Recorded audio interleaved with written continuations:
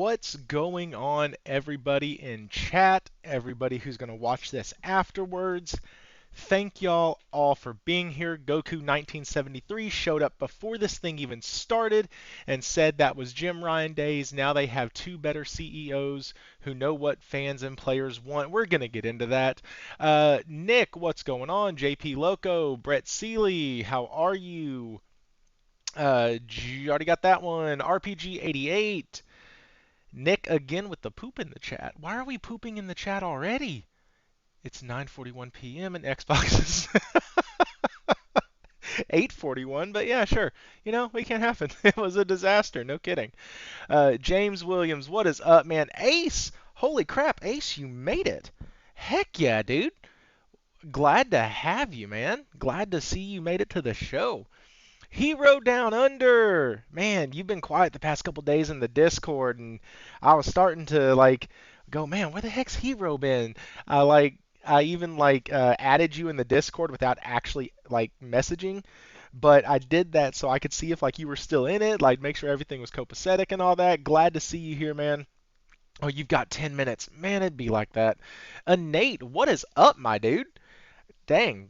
Heck, if we could get a Nate on the show and Jez and Wooly all at the same time, maybe we can summon the spirit of Salty's past and see if we could possibly get him back for a reunion show. Be like friends coming back together. Speaking of all of these people who've been on the show before and stuff like that, this week we have Creative Kofi here. This man is absolute god tier when it comes to JRPGs. I cannot tell you how much knowledge this man has about JRPGs, and not just a couple of them, but all of them. He gets this shit from Japan before we get to play it over here, and he gets to play it over here, beats it. He's translated stuff before. He's worked on projects to help translate, do fan translations of the Tales games. I freaking can't believe it. So happy he's here. Happy that I met him through Salty's podcast. And yeah, so we're gonna welcome him here in just a minute. Dang, words are hard. It is way too early in the stream for me to be mixing up my words already. Will doesn't usually have to help me until later on in the stream. It's like helping your old grandpa, really, is what it is. The longer the day goes, the more you got to help get him to his chair for his nap. It's kind of the same for me. The longer the show goes, the worse my vocal pattern. Good Lord Jesus, the worse my talking gets. And so, anyways, guys, so happy y'all are all here. Uh, Housekeeping, subscribe, hit the buttons, do the things, send it out to the platforms that you are on. I would truly appreciate it. We do have the sleeve monkeys that we're going to shout out here in just a second. I am going to be adding something that my not my producer, that's Josh, my basically everything else community support guy, everything Warawana, mentioned that it's never a bad idea to have goals, because I asked him if he thought it'd be weird for me to mention a goal or to put it up on the screen or whatever, and he said, no man, goals are great. So here's what I have. Right now I am trying to get to where the memberships constantly hit my goal every month on the YouTube thing. Like how much they pay out, there's a threshold you have to get up to. In order to get there, I need 20 members who have their own membership. Okay?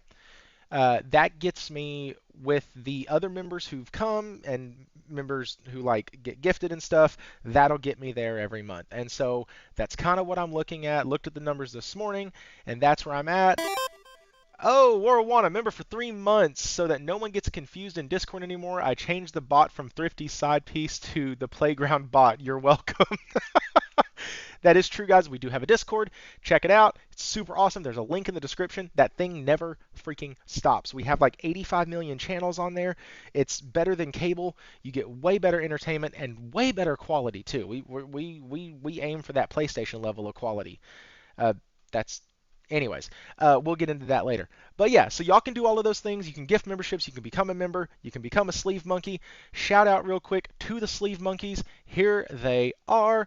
Ha da da. Uh-oh, our faces are in the way. Oh no. Hang on. Uh, whoops. Well, you know. There we go. Woohoo! Sleeve monkeys. Thank you all so much. A lot of those are gifted members. Some of those aren't. Super appreciative of every single buddy. JC 2013. Hey, welcome back to the playground, my friend. You've had one of those before. I appreciate you, man. Welcome. Like I said, anybody can join the Discord that wants to. Thank you to all the sleeve monkeys out there. I truly do appreciate it. And with that, here is what you're going to see. Um, and you know what? In the Discord, y'all can private message me. Let me know if it's cringy or not. But I have a little icon up here for the sleeve monkeys. And then what I did was I am hoping to try to do 5 members every stream. That'll make sure I hit the 20 that I'm looking for per month. And yeah, not going to be super invasive on the show, but it's just going to be right up there in the corner as a thank you to those who have either gifted and or joined up as a partner and or sleeve monkey. Okay, so tonight, Square Enix talks about games. We're going to be talking about Square Enix having games coming to Xbox and how likely and or unlikely that is. Astrobot has, in my opinion, Game of the Year potential, but I want to hear from the other two guys. The more I keep hearing about this game and the more people who get hands-on with it, my freaking goodness. It's absolutely insane. And I can't wait. Because every single person, hell, Kotaku even said this game was awesome. Like, and they don't like anything. And so, like, every single person who touches this says it's fantastic. Somebody said on X the other day that it's the video game that we need right now. Like, that is awesome. Like, to hear those type of praises, I think we have a great time with that. And interested to see what the other two guys say. Speaking of that, let me get their names back up here. Holy crap. There they are. PlayStation games, PlayStation game flops and why. Okay, so this is about Concord, and I am going to let the other two guys talk and give their reasoning for why they think it flopped, and then I'm going to give my reasoning. And so I know I normally do this thing where I talk a whole bunch at the beginning of a topic introduction, and then I kind of give it over to Will, and he's like, "Yeah, man, whatever. Yeah, exactly what you said." And so I want to give the other guys here a chance to actually answer before me because I'll probably be the one that goes, "Yeah, man, just what you said." But and then the last thing we're going to be talking about, sorry, my brain went numb for a second. PlayStation Plus Essential for September. Uh, I have thoughts on this. I'm kind of excited. Can't wait to talk to everybody else and see how they're doing. And so, anyways, let's, with all of that, holy crap, what has been going off in my ear? Okay, RPG 88, dude, with the 5, bro. Oh, that's right, you said you didn't have to go to sleep tonight. Heck yeah, man. That's fantastic. Thank you for that. Michael Meridian, Chris Coleman, James Williams, Zero Steel, and Blair Witch. All of y'all got a gifted. Hey, shout out to all of y'all being here. I see a lot of those names here all the time, so truly appreciate that. And the more you show up, well, you might have somebody give you a gifted. JP Loco with the Australian 2. Thanks, mate. Slap that like button like it owes you money. That's great. Damn RPG midstream. Man, Hero, have a good time, man. That's cool. I'm gonna get my daughter. Been playing Astrobot Playroom, and dude, it's fantastic. So, with all of that, I've gilded the lily now for 13 minutes. No need to do that anymore. Let's bring in the guys who you actually came here to hear from. Let's bring in Will and our guest. If I could actually do this properly, here we go. Son, and I had a choice Hey, to there we make. I'm go. either. Okay. Oh, Uh, Will, how are you, man? what up, Thrifty? I'm good, man. Chat, how you guys doing tonight? They are active as hell tonight already, so we got a live crowd on us. Oh, I see that. Yep. What up, Wara? Josh, same guys we've been talking to on the Discord all day, which you guys should join us. You got the link on the Discord there, I Thrifty? absolutely have the link in the description. Yes, please join our Discord, guys. We talk gaming, other topics, but mostly gaming, and everybody's welcome. Yeah, awesome, man. Creative Kofi. I don't know if you heard my intro, but every single freaking word I said of it was true. You are a living legend when it comes to JRPGs. You have done so much with gaming. How are you? What have you been playing? And just right off the rip, what's the next Japanese game or what's the next JRPG that you're looking forward to the most? First, thank you so much for the kind words. I didn't hear it. Sorry, I was Will and I were having a really good chat, just catching up. But I want to answer your question immediately. I a month ago imported a brand new IP from a smaller JRPG director developer called Furyu, and the game is called Reinatus. It has gotten a lot of attention on Twitter because the visuals and the themes that we see in this game remind a lot of people of the original trailer for Final Fantasy Versus 13. What we found out is some of the designers, character designers from Final Fantasy Versus 13, which we know never existed as that name, are behind the creative minds in Reinatus. Um, this title is a action RPG that released the demo. I think the demo's only out in Japan, but I played the demo. I found a lot of fantastic things about it. But the best news is that this title is coming to the States next month. Unfortunately, I was supposed to receive, the Japanese copy 3 weeks ago. But it literally just arrived on my doorstep today with Shimagami Tensei 5 Vengeance. So those are going to be like the two biggest titles. I'd love to give people a kind of open book experience on what Reinatus is like, and then I could either, state my 2 cents, and maybe you should support this small studio, or maybe the game is not that good. I will be very honest. Furyu is famous for creating. I wouldn't say famous, but if you look at their history, they're always trying new IPs, and a lot of their titles half baked would be rude to say, but some of their games need more time to come to fruition, or need more time in development, because when we see the core gameplay, it's good, but it doesn't have enough to justify, I think, a 40, 50, $60 spend. Um, the most recent game they released that I also imported is called Cry Machina. It came out last October in the United States, and I think I imported it last July. And it's a fun game. It's about a world where Earth has been destroyed, and a spaceship that was maintaining the last pieces of humanity in robot form is basically having a civil war amongst each other as to how human evolution should survive on the next planet they discover. Um, and basically, it takes many perspectives of humans that died in the loss of the planet, but then live on in robots or as a humanoid type creature.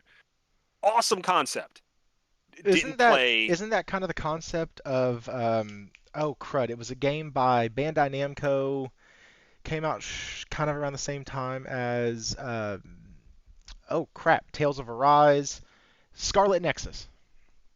Wasn't that kind of the same Ah, thing?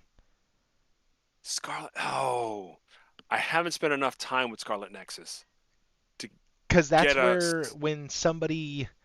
that's when they were like they took her sister and turned her into one of those things, and they did that by like either they died or they let an infection take over, either way. And so like yeah, that's really cool. That was a really cool concept in Scarlet Nexus. Sorry, go ahead.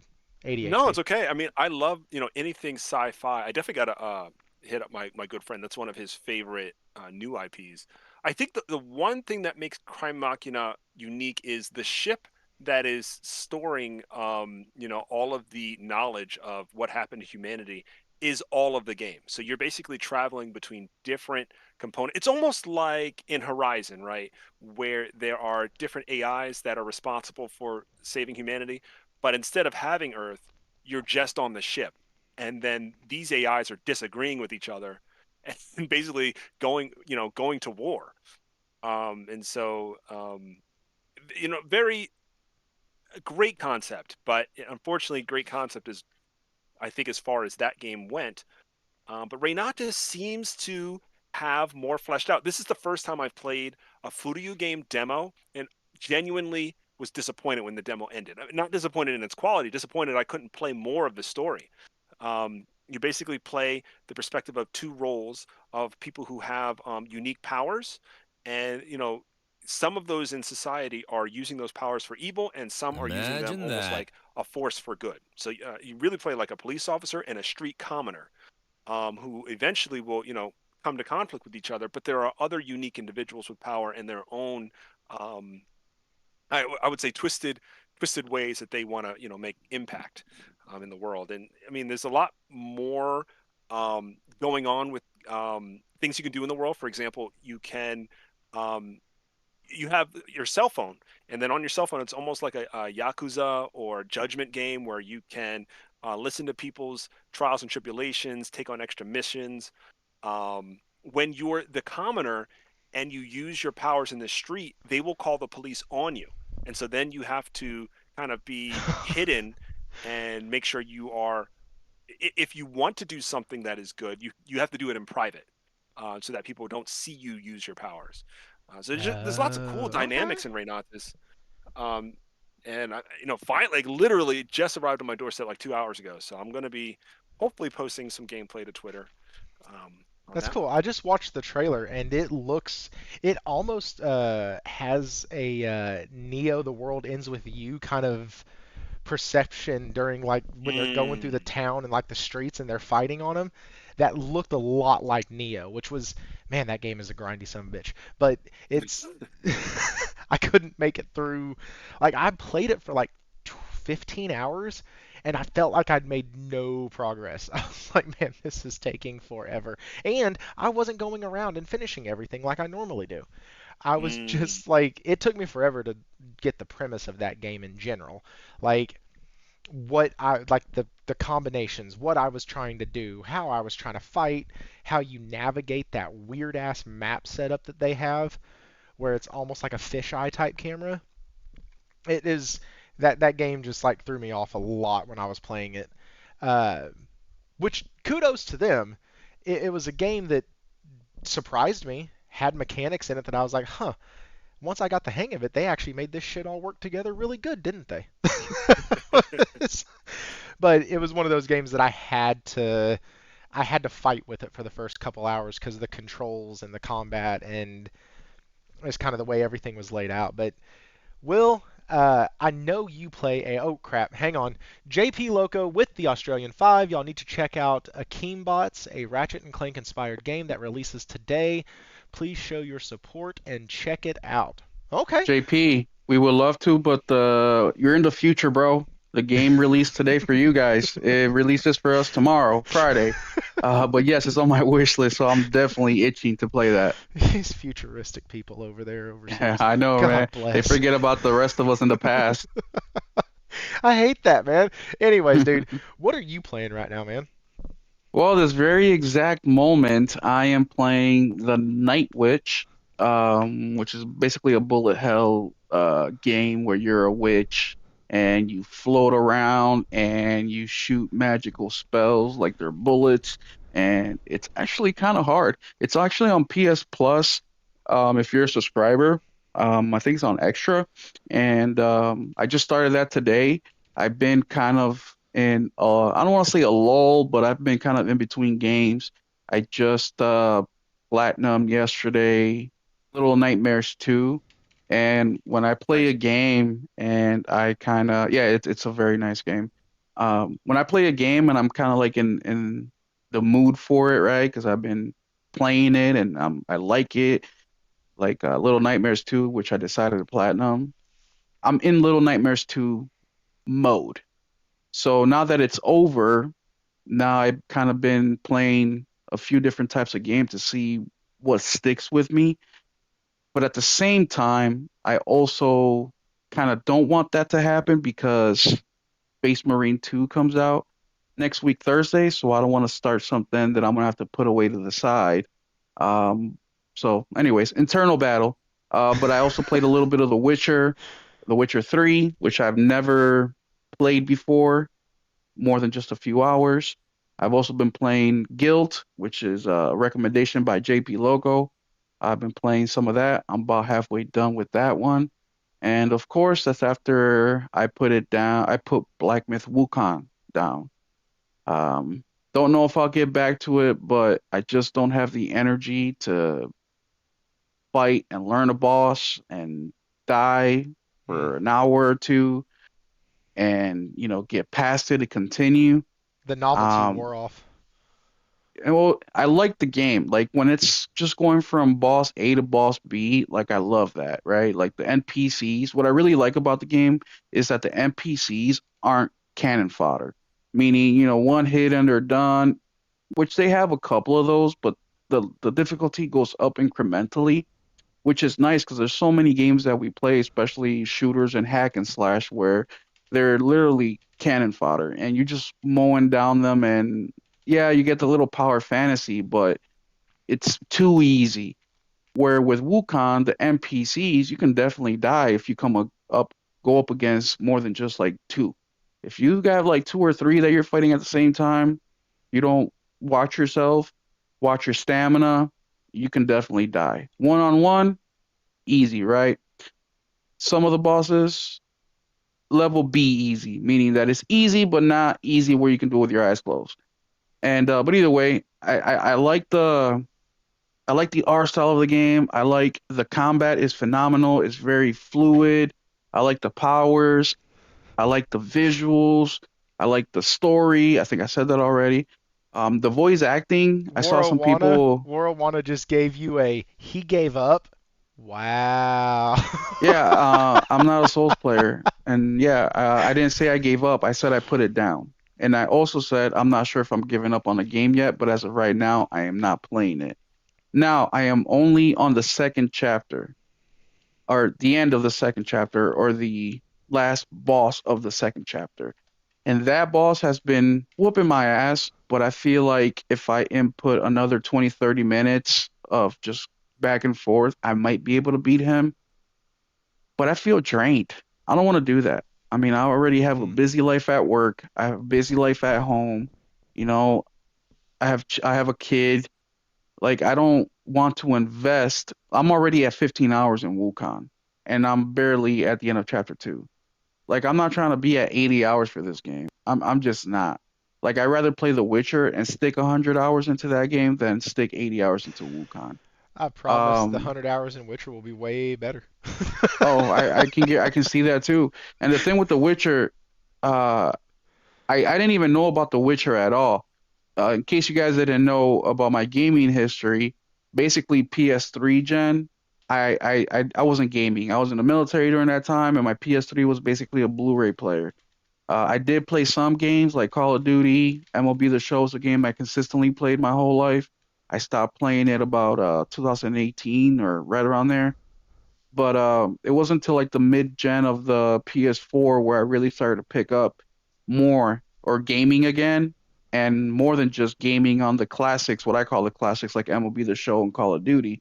I started experimenting to what you guys know of me today, where I'll beat 5, 10, 15 games a month and a variety of games. That wasn't me. So I am playing games like The Witcher that I didn't even know existed until the TV show came on. Oh And shit. I I found out about the Witcher video game, and I immediately bought The Witcher 3, of course, and I popped it in on the PS5, and I was immediately turned off by the combat. In Hmm. that moment, it felt very stiff. It felt I didn't like the movements. I didn't like the magic aspect of it because I wasn't good and I wasn't willing to invest the time in it. At the time, the PS5 was brand new, so we had things like Miles Morales, we had, Horizon coming out, the God of War Ragnarok was starting to get presented, and you know how that first couple years of the PS5 went. There was just so much out there. So I just moved on. And then the announcement of the upgrade for The Witcher 3 to get the upgraded graphics. And then I got hopeful again because I thought, well, maybe they might touch up the combat a little bit and they'll make it a little bit more modern. And they didn't. I mean, they added some quality of life things that now that I've been playing it, I can appreciate. They upgraded the visuals. That game is gorgeous. I just streamed it. I think it was Sunday. So shout out to Henry and Hero and a couple other guys that came to watch me stream. But it's just a gorgeous game. And when I went back to it, the combat felt okay. It didn't feel like how it felt when I first played it a couple of years ago. Now I don't know if because I just got off Wukong or what, but it definitely felt like something I can play. So I've been playing a little bit of that once again, just dabbling into it because I have games upcoming. Like I just got the email from Sony yesterday that they're about to bill me for Astrobot, the game, and Astrobot controller. So I don't want to start The Witcher, get heavily involved when I have these two games that I'm really looking forward to. So right now I'm kind of in the mood of wrapping some of these games up. The Night Witch I just started just because I felt like playing a shooter and it's scratching that itch. And I'll be done with Guild by the time Space Marine comes out. I'll be done with Little Nightmares, what I just did yesterday. And there's one more game. Sorry, I'm talking a lot, Thrifty. I'll wrap it up with this one game, which I think will be not the game itself, but some information of this game I think will be part of the topics later on. But another game that I started yesterday that I bought is called Crypt Custodian, and you're basically a cat who died, and you're in the afterlife, and you have been assigned to be the janitor and clean up the mess. And it reminds me a lot of like Cult of the Lamb, the combat at least. And it's basically AI, what do they call that? Regeneration, kind of like what Starfield tried to do, but really shitty, where the computer creates the map and the combat or the enemy. There's nothing planned. The map layout is, but the way things come at you and how they come at you is all generated, and it's been pretty cool. And want the thing that really spiked my interest into this game, besides it looking decent, and I also got it for $16 because I'm a PlayStation subscriber, you get that discount, is that the game was made by two brothers. One brother did the music, the other brother did everything else. And I just love stuff like that, man. I love supporting stuff like that. That's the reason why I bought Quantum Error about 10 months ago, is because it's a group of four brothers who made that game. Yeah, the game isn't all that. Yes, you can tell that it's really low, but they had a good idea, they implemented those ideas, and they saw the vision through. And these same brothers are coming out with another game, which they're going to announce the date here soon, but they just went gold.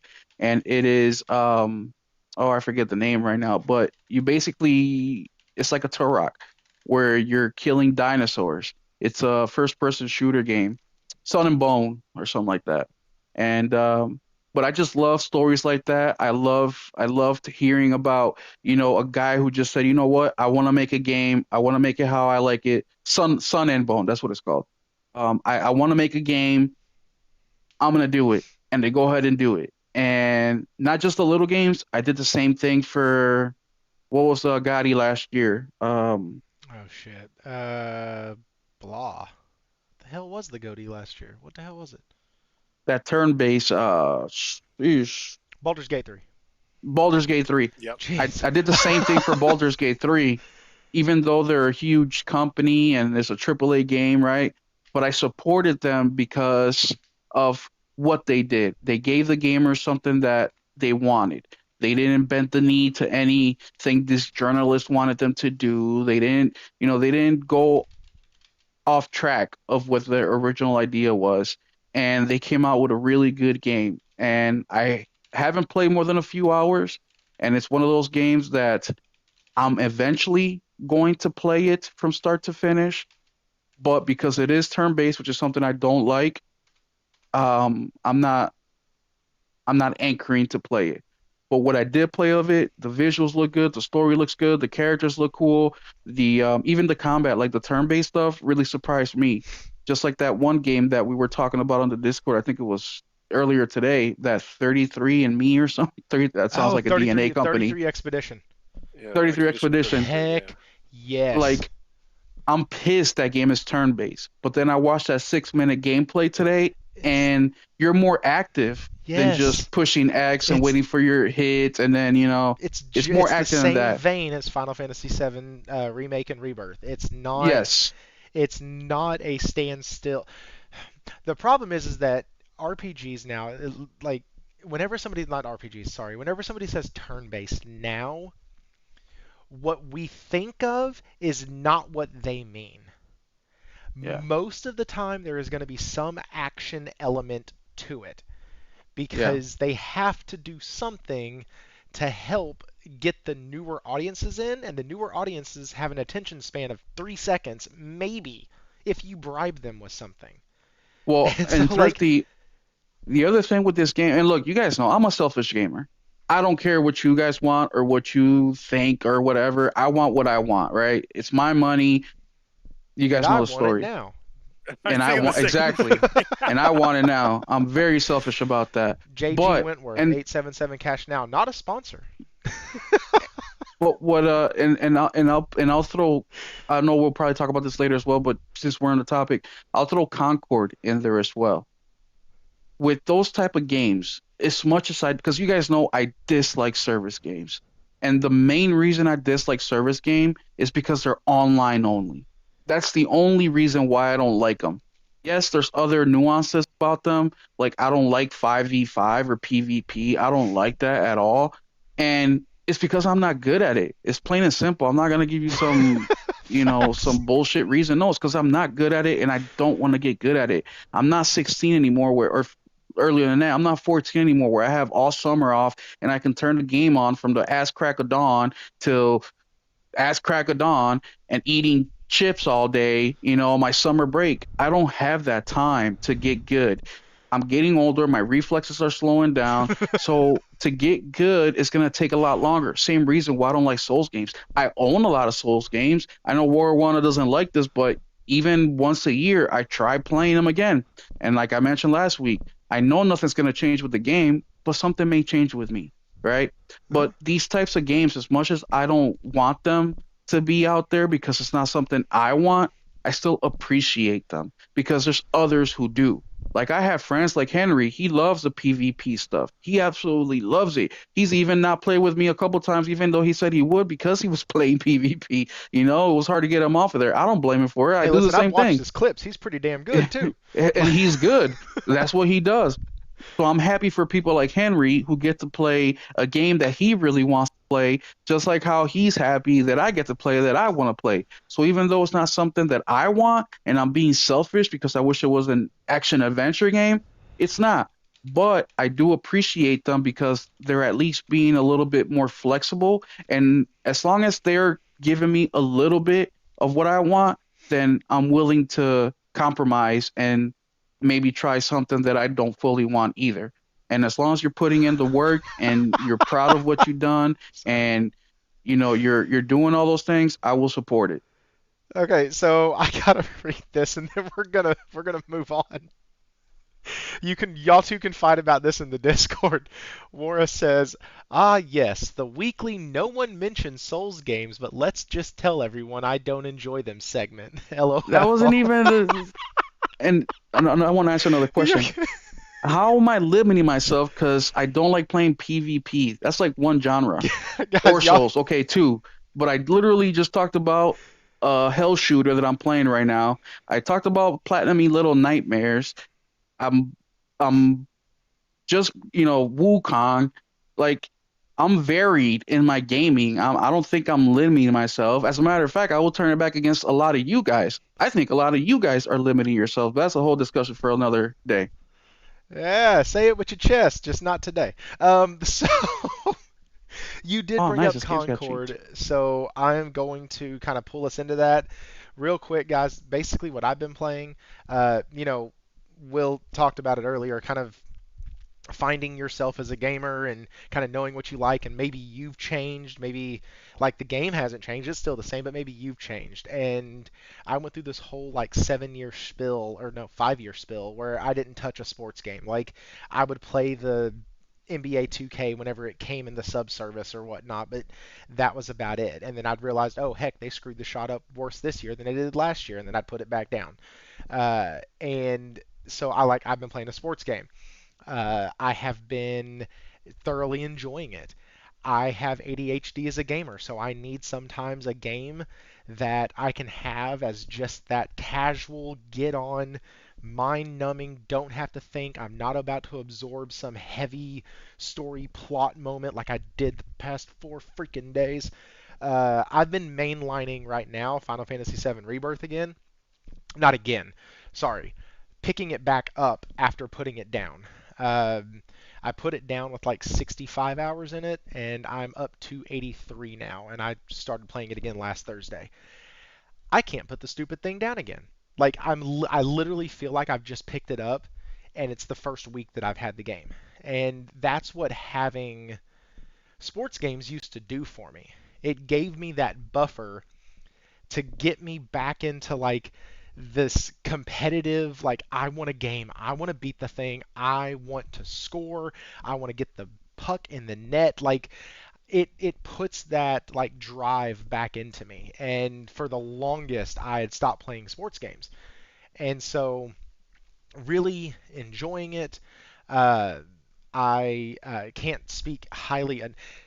There's like a 2 hour section, not 2 hours, sorry. There's like a 12-hour section in the game after you get like a big story dump that you are going to feel like you are doing nothing but exploring the map.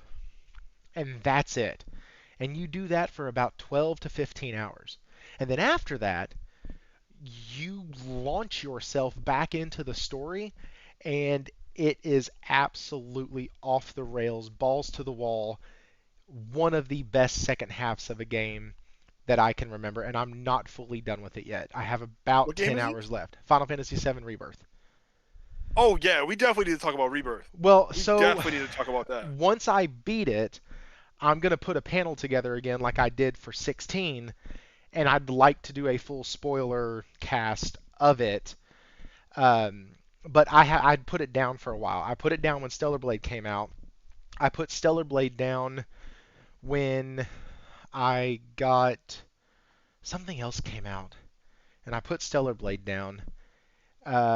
Oh, I went and started playing. I was playing Helldivers at the same time I was playing Stellar Blade. Jedi. Do what? Jedi. You started playing that because you were on Jedi. vacation? Yes. So I was on vacation, and I got the EA Play thing so my buddy and I could play Madden because he only plays sports games. Well, I saw Jedi Survivor on there, started playing that, and so I've been bouncing a lot.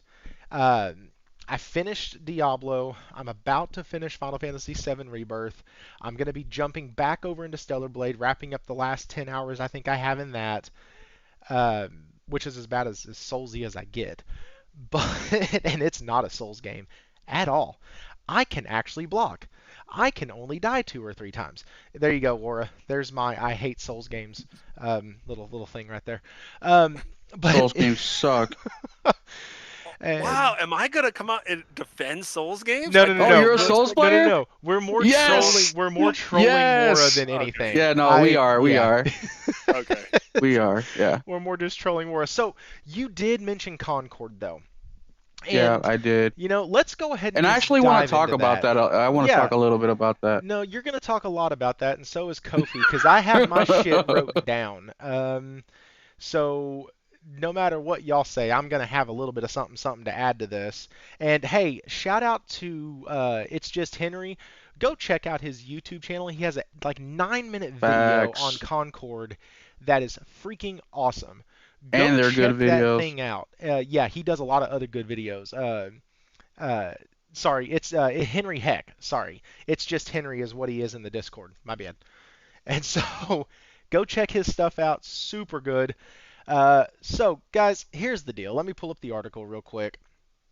I don't really need to have an article for this, and thankfully, also There was a dude who said that no PlayStation centric channel is going to cover Concord or cover any of this because they don't know how to criticize Sony. Well, y'all better buckle the fuck up because here we absolutely know how to criticize Sony. Wait a minute. But Thrifty, that's false. Even P-Rock did a whole like almost I hour know, I stream know, about I Concord. know. What is he talking I about? know. No, no, no. So what we're going to get into later if we have time is the first like 5 minutes of that video because and you haven't been around as long as me, and I haven't been around as long as Kofi in this space. But these are the same talking points that the Xbox community brings up about once every 6 months when Xbox lets them down continually. And so this is just like par for the course stuff that they're saying. They said the same stuff last year. They said it the year before. They're probably going to say it next year. Like whatever they have to do to get a tramp stamp by Phil Spencer, they're going to do. But let's get into Sony and what the fuck happened with Concord. And let me pull this up. My God, why is it taking me so long? Here it is. Okay, this is from PlayStation Lifestyle, all right? I didn't go to like the other team to find this article. I came to one of ours. These people are on our side. If you remember last week, I absolutely loved like 4 articles that were written by this one chick. And is this her again? Haha, it is. Hello, that's funny. That's hilarious. Okay, so Sony's Concord is performing worse than high profile flops. That's not a good thing to be first in, guys. What's up, Fornitron? What's up, Mr. Grimm? Hell, we got Fornitron to say something. I fucking love it. That's great. Fornitron, man, welcome back to the chat, man. Welcome back to the playground. Concord is apparently a sales flop on the PS5 and the PC, such is the state of Sony's first-party multiplayer shooter that it's apparently outperforming, in reverse order that is, other high-profile flops like Suicide Squad Kill the Justice League and Redfall. That is not company I want to be in. Although it's probably worth mentioning that Redfall benefited from a Game Pass launch. Okay. Still, things just aren't looking good for Concord. Blah blah blah. Terrible, terrible. Failed to hit 700 on Steam. Even Suicide Squad managed 10,000 users at launch. That's impressive. Immortals of Avium, a single-player game that flopped, reached 751, so it didn't even get that high. All right, that's all I'm going to say about this. Kind of made some snarky remarks during the article that have absolutely nothing to do with what I actually have written down. Uh, Kofi, you're the guest, man. I want to know what the fuck happened. What, in your mind, what happened? Oh man. First of all, I want to I guess say my personal interest. 5v5, competitive shooters, I typically don't care for them. I do care about some of them. For example, Gundam Evolution, which also sounded really cool, was better received in terms of concurrent players on Steam than Concord, and then died, I think, within 18 months. So um, I think when Sony first heard about this game, I'm trying to wrap my mind around how this could be such a fail. And when I look at those concurrent users and we looked at the feedback and we saw people on Twitter and on YouTube say, this is not what we wanted. I already knew there was a problem then. But when I look a little bit deeper at the developer and that they allegedly, I don't know if this timeline is official, but they had been working on a game like this around since maybe a year after the release of Overwatch. And if we put them in maybe 2017, 2018, making a competitor Overwatch is a kind of safe but reasonable idea if you can get the execution correct. Now, unfortunately, if they did have this long development cycle, 7, 8 years, we know now that there's just the level of exhaustion is so high. But I think, unfortunately, Sony saw the live service play, and they didn't commit all of their studios to do it, but they needed to try, right? They needed something like I'm gonna say they wanted something to sell 12 million copies, like a Helldivers, but maybe it's free, maybe it has an upfront cost, and so one of them worked out. I love Helldivers, by the way, and then Concord. To be honest, I'll be dead honest. I wasn't even interested in the beta. there was just too many other things that I'm into. A Souls game. I didn't play the um, beta either. and typically I would give it a shot. I typically buy almost every game Sony publishes, even going back to the asymmetrical Alien vs Predator that came out on PS4 and PC. I think 6 years ago. I even played the beta for that. Um, this one was I hate to say it, less interesting to me. I've Are you done a talking lot about of video. Isolation? You talking about the asymmetrical? Eight, yeah, is that what Hunting it's called? Grounds. I think it's called Oh, Alien vs okay. Predator Hunting Grounds. I think is what My the. bad. No, Okay. you're good. And Hunting Grounds, I typically don't even like asymmetrical games like Evolve. I just don't like them. But I tried it. It was okay. It was an okay game. So I guess um, PlayStation thought there should be confidence in a game that was in development for so long. And typically, I think when you have a healthy 7 or 8 year dev cycle, they're building something great. The engine's probably going to be really well optimized. They're going to have a lot of experience that they can take those developers and do other things with. Um, and for it to release and have little inklings of quality surrounded by an overall safe experience, to me feels so much like I don't even know if it's safe for me to have that criticism. So what's going through my mind is back in the PlayStation 3 gen, there were several multiplayer attempts. They were not live service games, but all of their multiplayer attempts did not perform well enough to warrant a sequel. And I'm thinking about the latter half of the PS3 gen, their Twisted Metal game, Uh huh. Starhawk, which I absolutely loved, Mag, and there is a fourth one that's on the tip of my tongue. I can't remember. All of those games struggled, but when I look back, a lot of those games either were legacy IPs from PlayStation, but I guess I have to say maybe there was something safe about those titles too. Mag had its execution in saying, "Oh, we're going to have the biggest number of players concurrent on a console game ever," and I think it was cool to me, but I don't know if it was safe. I think it was too safe to kind of bring people to the title. The one game I think that had enough originality was Killzone 2. I am a huge fan of the Killzone 2 multiplayer. I thought it was like the most gorgeous thing I had played on console at the time, It's because it and was. it was so good. Down to when you get a headshot and you would hear the chirp confirm. I just was obsessed with like all the detail, the attention to detail with that It title. still looks good. I played that game 4 months ago, and it still Oh, looks great. really? Yeah, it still Man. looks good. And mind you, everybody here knows I'm a visuals guy all the way. I'll play at 30 frames per second if it ain't too bad, just to get those visuals. And Oh, yeah. that game still looks great. Yeah. And just staying focused on Concord. I'm sorry, I deviate. I do want to be critical of Concord. PlayStation. I'm. This might sound a little bit risky. I'm okay with games like Helldivers 2 that has an upfront cost and has enough originality. I mean, that was an IP that kind of came to fruition under PlayStation and PC. Um, but I don't want them changing the status quo with any other studio. I don't want Sucker Punch changing their Mm. mojo. I don't want Mm-hmm. Naughty Dog changing anything. Gorilla.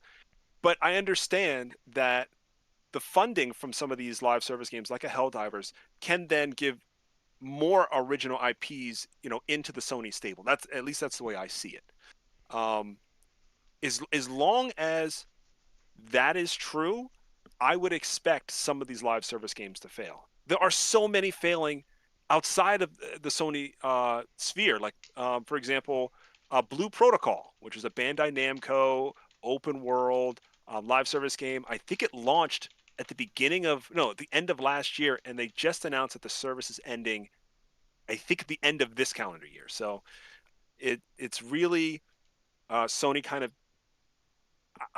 not paying attention to their own history and how safe titles, unfortunately, don't usually last enough. If you don't have both execution or something that you can gravitate people towards, not just use Guardians of the Galaxy trope or 5v5. Everybody has a hero skill, but apparently this game doesn't have a hero skill. So it's it's just disappointing. I know that was a mouthful, but overall just disappointing to see it flop that hard, man. Like I honestly, when I saw 600, not even 700 concurrent players, what's something like Gundam Evolution, which by the way, it's like a 5v5 Overwatch, had like I think they had like 16,000 peak concurrent players. Gundam Evolution, which launched only in Japan for like 8 months. For them to get better numbers is wild, absolutely wild. So I hope all those devs find another opportunity, whether at Sony or somewhere they care about, because I think they're going to carry this on for about a year, and then they're going to be either tasked with another creation or get reorg. Okay. Will, what do you think? Last last year, or yeah, well, whatever, a while ago, I said that I hope Concord failed.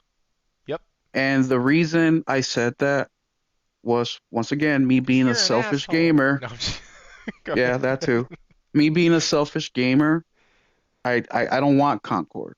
I don't want PvP. At a bare minimum, I'll accept PvE, but even that I don't prefer.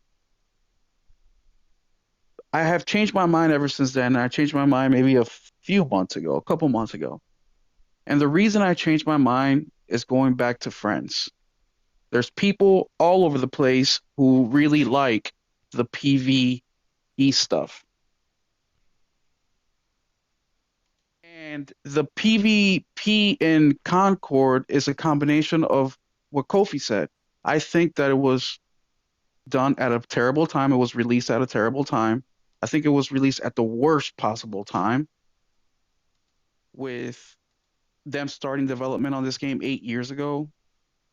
Like, bro, you missed the boat. Two, it also doesn't help that you have developers that work for Concord, one in specific, who called the customer a talentless idiot or something like that. Don't quote me, but he said talentless and then something else. Already being super defensive when nobody said anything to him about or negatively. They just said, "Hey, we know you worked hard on the game. Good job. I know it wasn't your decision. It just sucks that your very first game you worked on happens to be a flop." And then he came back and he said, "I don't care about what these talentless idiots say." And then he kept with his little rant. And then people started attacking him for saying that. So that doesn't help. But when you look at the game itself, the game is a solid game. How do I know? Because I played the beta. And just from the beta alone, I played about 3 or 4 matches. It felt good.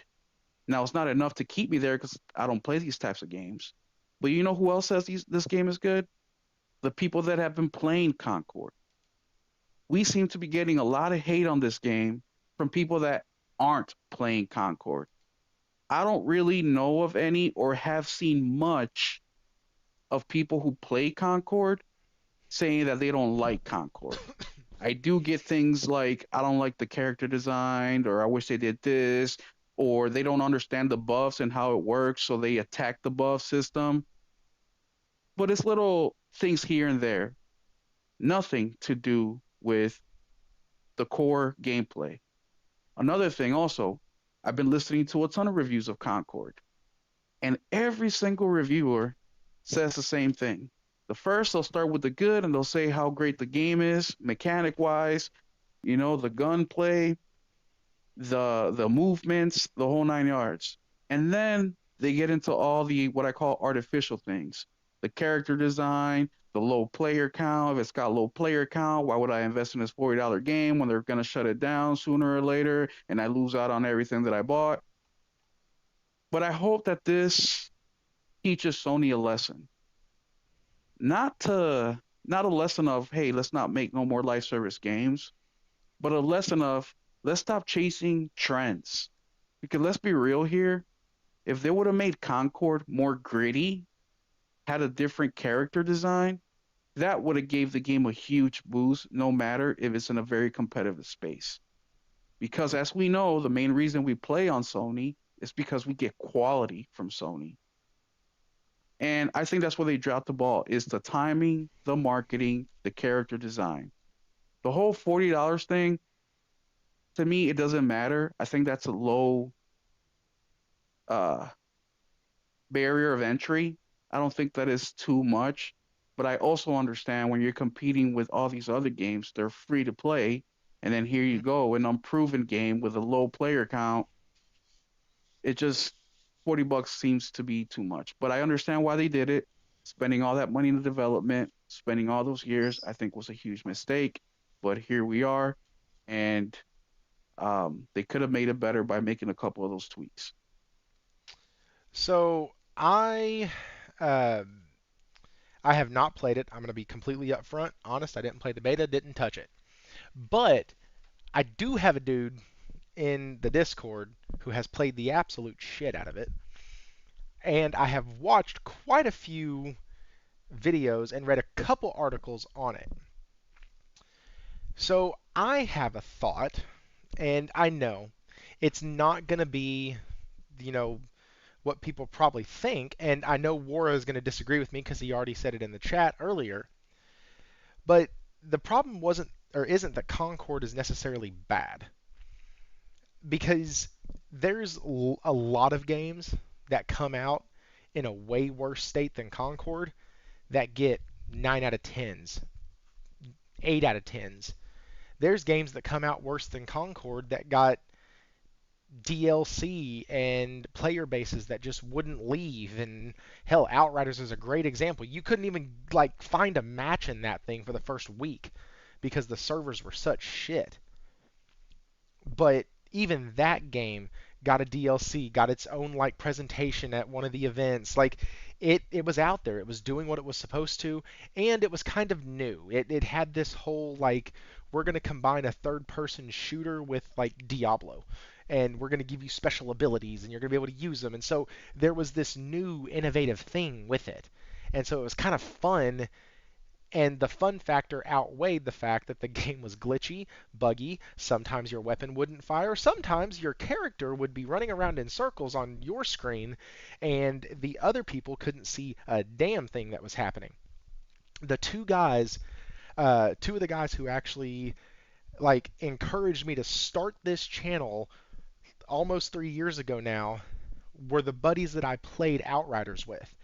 And like I can't tell you how many times it was two people on a PS5 and one on a PS4.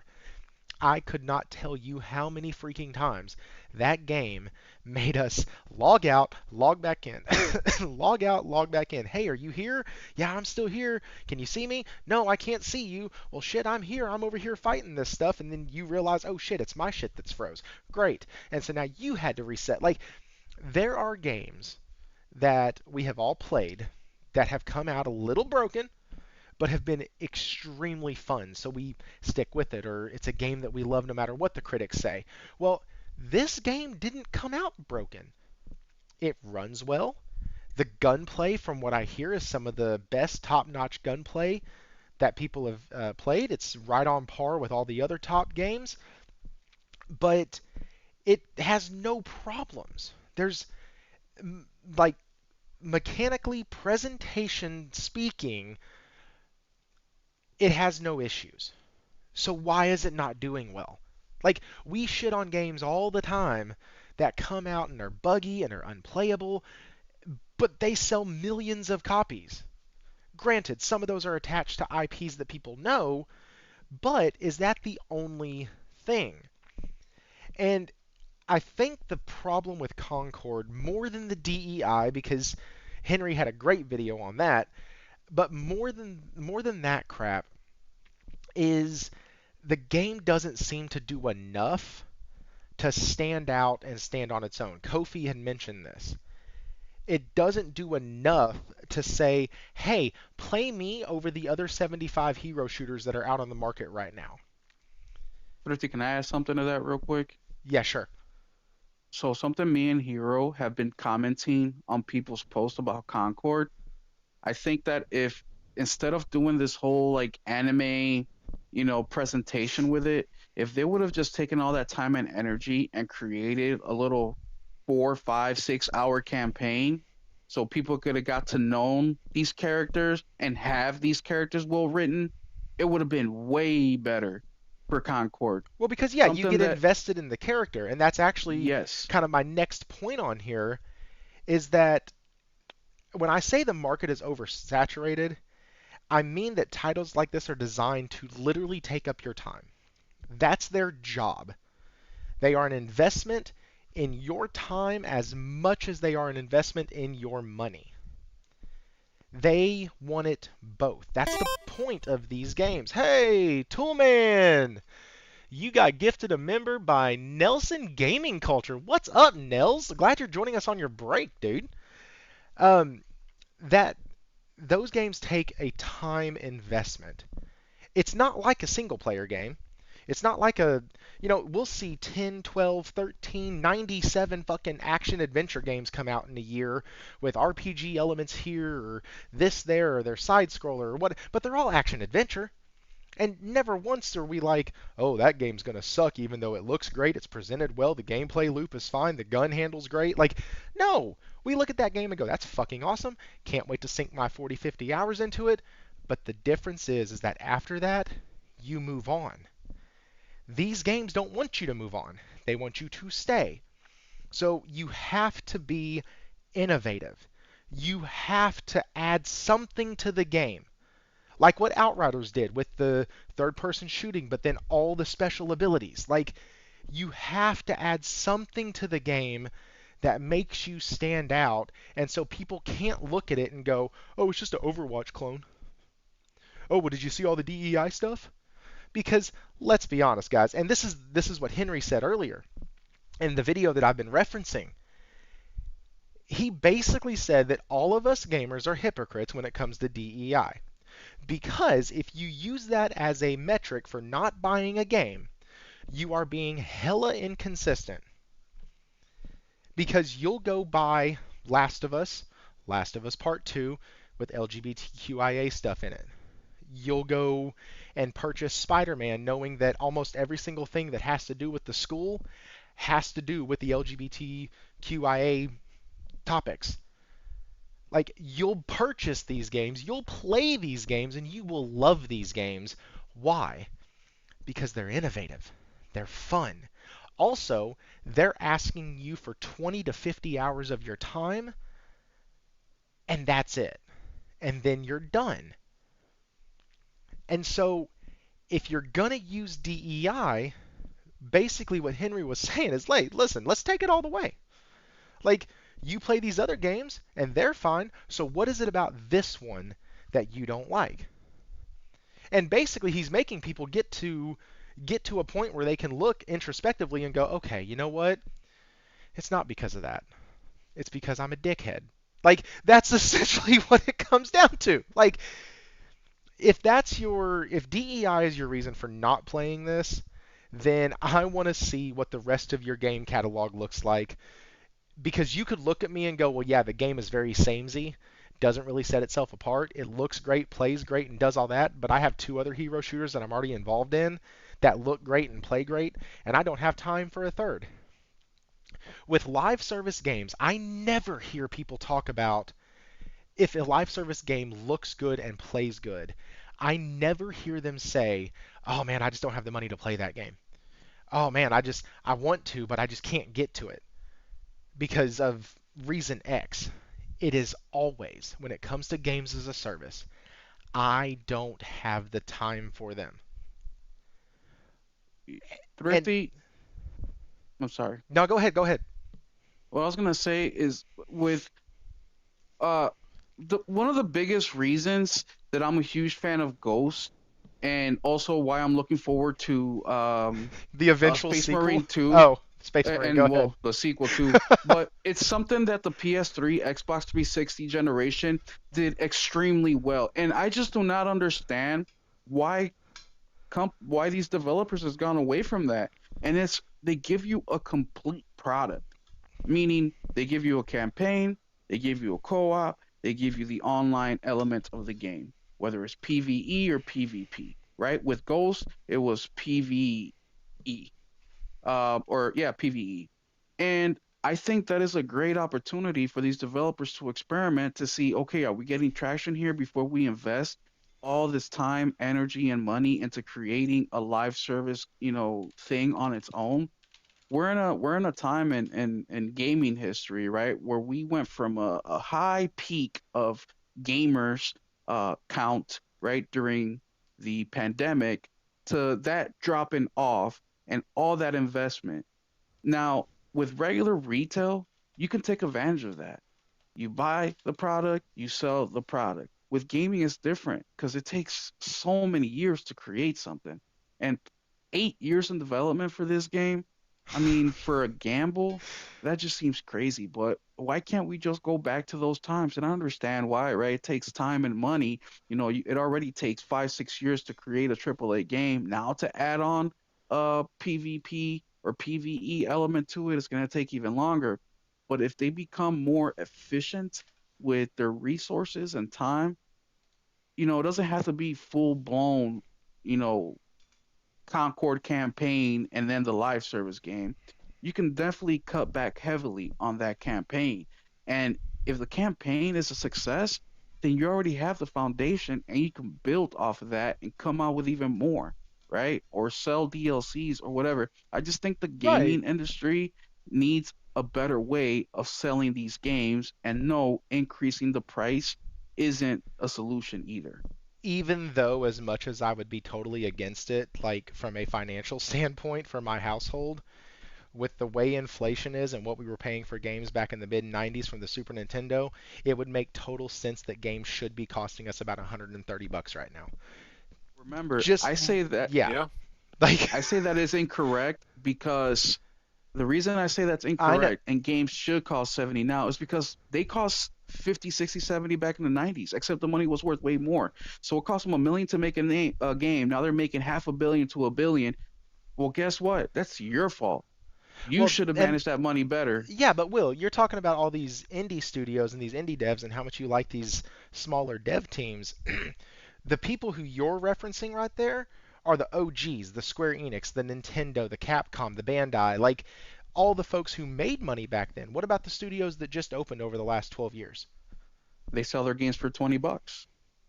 Not all of them. Some of them go Okay, 30 70 bucks. and then have to close down because the game doesn't sell 5 million copies. Yeah, but why are they making AAA games on your first game? That's once again, that's poor business management. You can't that's their fault. I mean, is it It's poor business management or is it ambition? Like, you have this well, wonderful idea, and the only way that your idea fits is if you have this AAA quality. So you find some investors, you find some of your favorite buddies who you like working with in that space, put it together, and realize, oh shit, we just spent $100 million on a new project. This damn thing has to sell at least 1.2 to 1.3 million copies for us to break even. Like, and you're absolutely right, but the problem is that everybody knows how risky the video game industry is. sure, I mean, there's more games coming out than games, then but the hours to be the played. exactly, but the problem is, and we see it all the time, you can be super ambitious. Doesn't mean that you're smart. There's ambitious people everywhere. Doesn't mean they're successful. There's ways of getting that success that you're looking for in incremental ways. I was just talking to Kofi about some personal stuff, and he said about the career wise, how people wanted to add more to their titles, go further in the career and stuff. But you still have to start with a foundation. And I just don't think that you being a veteran from whatever Square Enix, you break Imagine off that. just because you have access to $100 million doesn't mean you should spend $100 million. I guess that's what I'm trying to point. All that talking for that. Just because you have access to $100 million doesn't mean that you should spend $100 million. First, try it out. First, release a game. Let's see, because look, we all see it. We see it, especially we're on social media, man. You have a YouTube channel, I have a YouTube channel. How many people say, "Yeah, I'm gonna watch your shit," and then they never do, or they don't hit a like, or don't hit a comment, like the shit that we really need. Or on a personal life, your grandma, your mom, your sister, your auntie, "Hey, yeah, I'm gonna watch your shit." They never fucking do. People Mm. say a lot of shit. We'll Speaking of support you. that, We'll support you. Will's UI video over PlayStation and Xbox's UI, really freaking good. Go check that thing out. Saw that today. Go check that dude out. It is really good. He kind of breaks down the fluidity between both, the ease of use between both. Even gives some cool little tips. Hell, I fucking good lord, guys. I'm sorry. I'm going through puberty. I don't know what just happened. My voice just cracked. Haven't done that in a long time. Anyways, he talked about like a little tip that you can do on there. It was actually really well done. And as much as we shit on Xbox here, he really did kind of give a fair presentation of both of them. So go check that dude out. Anyways, sorry, Will, didn't mean to cut you off. Oh no, you're good. The last thing I was gonna say, because I know I've been talking my ass off, and I want to hear from Kofi, is people will say all sorts of shit, bro. I've been watching Game of Thrones or listening to Game of Thrones per se, and you see it all the time. We House of Targaryen will support House of Tyrell, and then when the shit goes down, where the hell is House Targaryen at?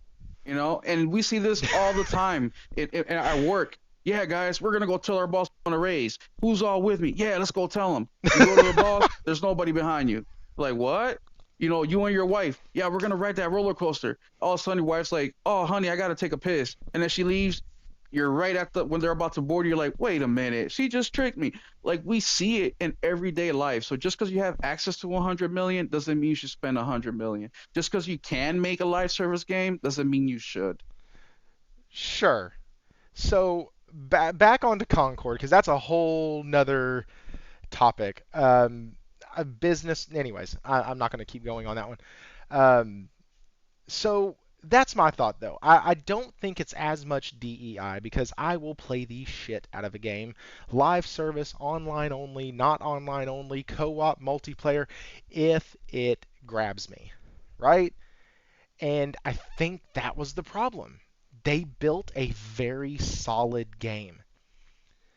But in the market that they were trying to build it in, you either need a name to stand on, Overwatch, or you need some compelling mechanic that is going to be so over the top fun that it's not going to. So, good example of this Army of Two on the PS3, absolutely fantastic games.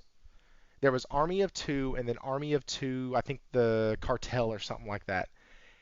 Both games were absolute janky messes, but both of them let you play split screen co-op with your buddy next to you, or y'all could play in the other room from each other and like communicate with each other, build strategies together on like, hey, you go up over here. Like it was super fun. It was almost a co-op extraction shooter, if I think I'm using that right, because every single thing you were either trying to save somebody, get out to the next area so you could get off the planet or not the planet but out of the city or whatnot. Like so that game was awesome. It was janky as shit, but it was fun. And so my buddy and I in college played the absolute dog piss out of that game. And I think that's the problem with Concord. And I do think that the loudest voice in the room got heard the most. And so I do think that people might have bought into the DEI hype a little bit, and not the hype, but all the stuff surrounding it, and been like, you know what? It's just going to be easier if I just stay away from that game. But by and large, I think it's because the game didn't set itself apart in this genre. Before we go to the next topic, either of y'all have. Oh, JP Loco with the Australian 5. Also, did I miss something else? No, I did not. I got Nelson. Okay. JP Loco with the Australian 5. Concord being an Overwatch clone is not the problem. People play games, but then complain how they wish it was similar to this game over. Yes.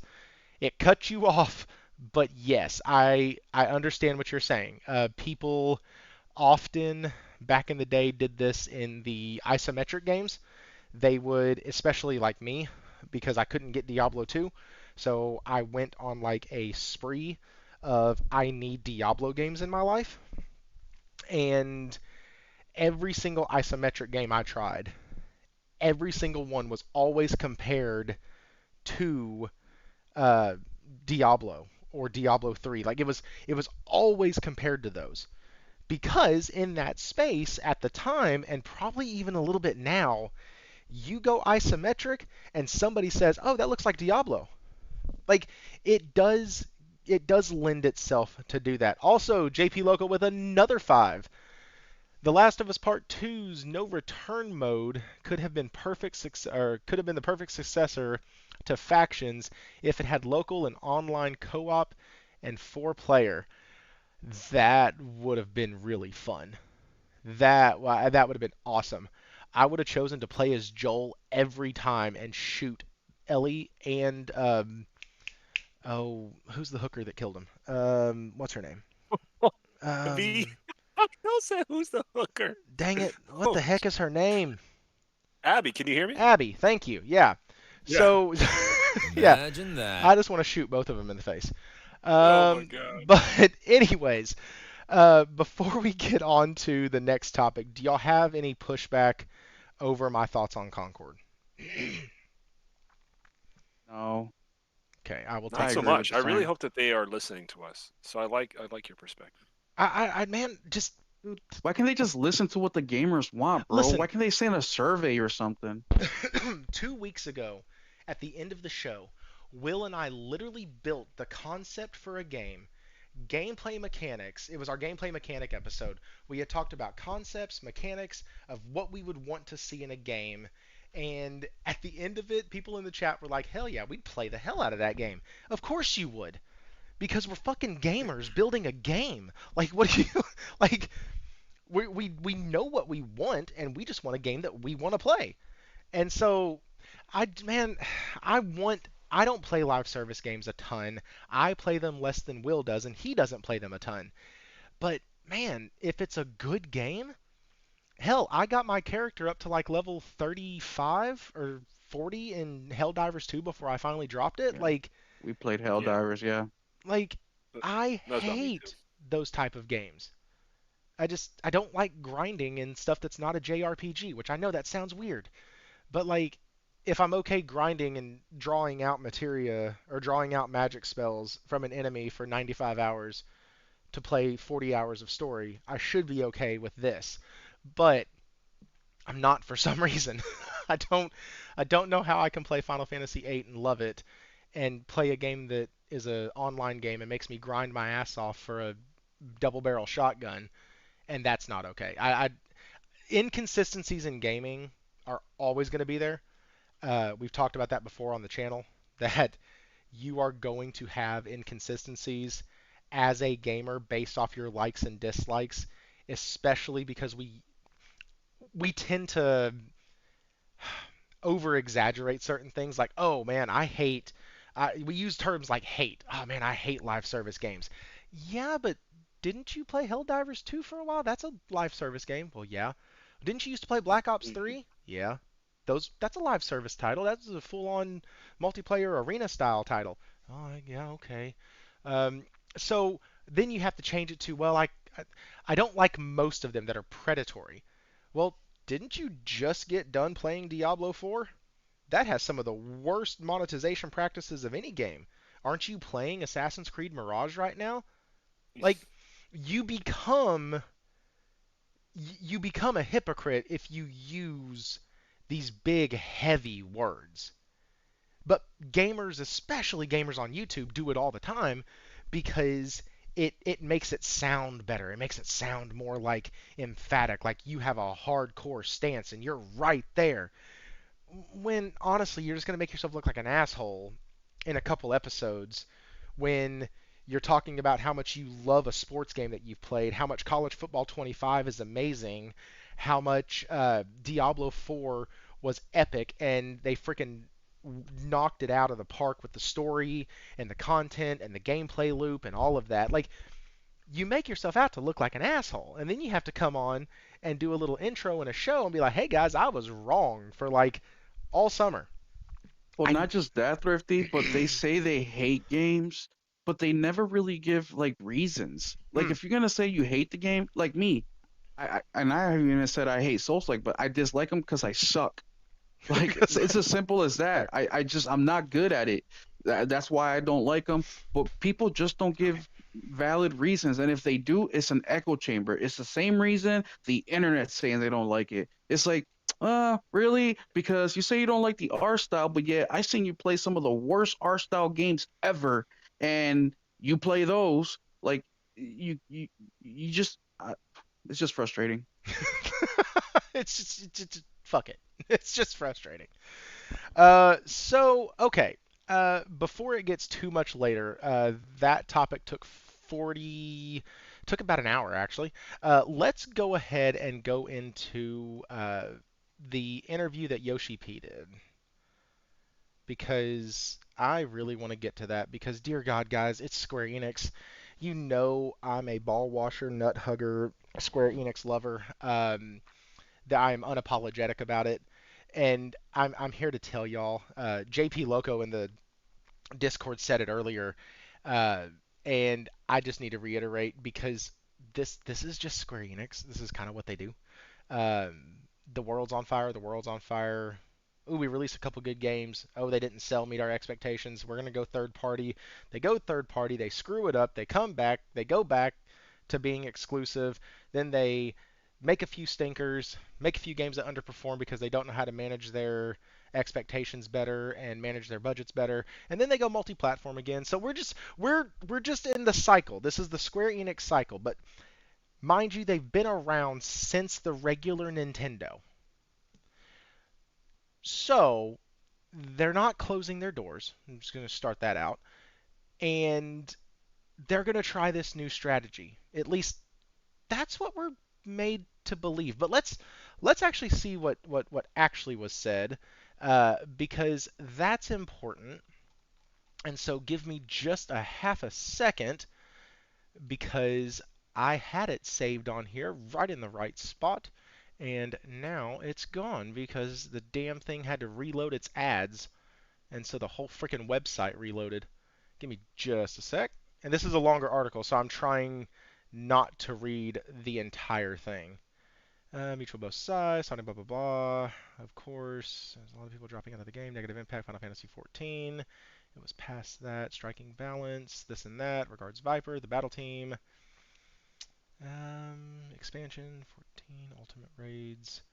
Oh hell, where is it? Should I do that? Should I just consider your mood? People try. Oh my god. All right, we're going to go to X for this. Here, y'all can follow me onto X. Hang on.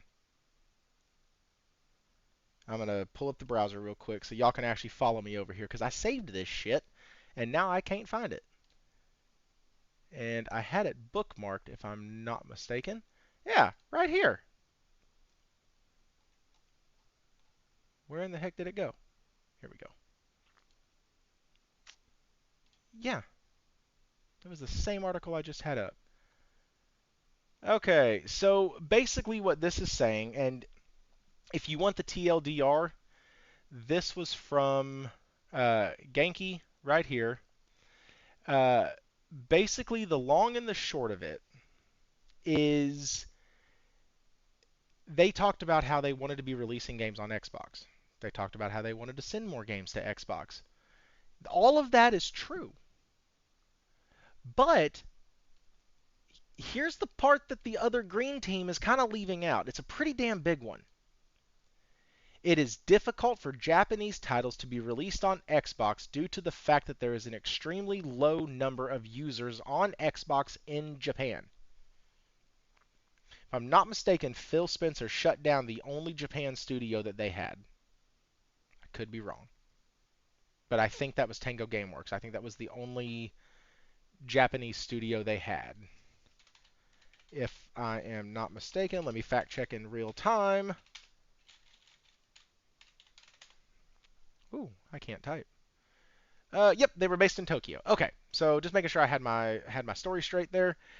And it's because Japanese developers naturally have a desire for many people in their home country to play their games. Well, I'll be damned. So, here's the thing. Prince Philip, why? What's up, Prince? Uh, but anyways, so sorry, I got myself sidetracked. So yes, Xbox, you could, bless your sweet, sweet souls, y'all could be getting Xbox or getting Square Enix titles right now. They would put the extra time and extra money into getting the games that were specially built for the PS5 to run on your jank ass shit. But there's a problem. You don't have enough players. You don't have enough people.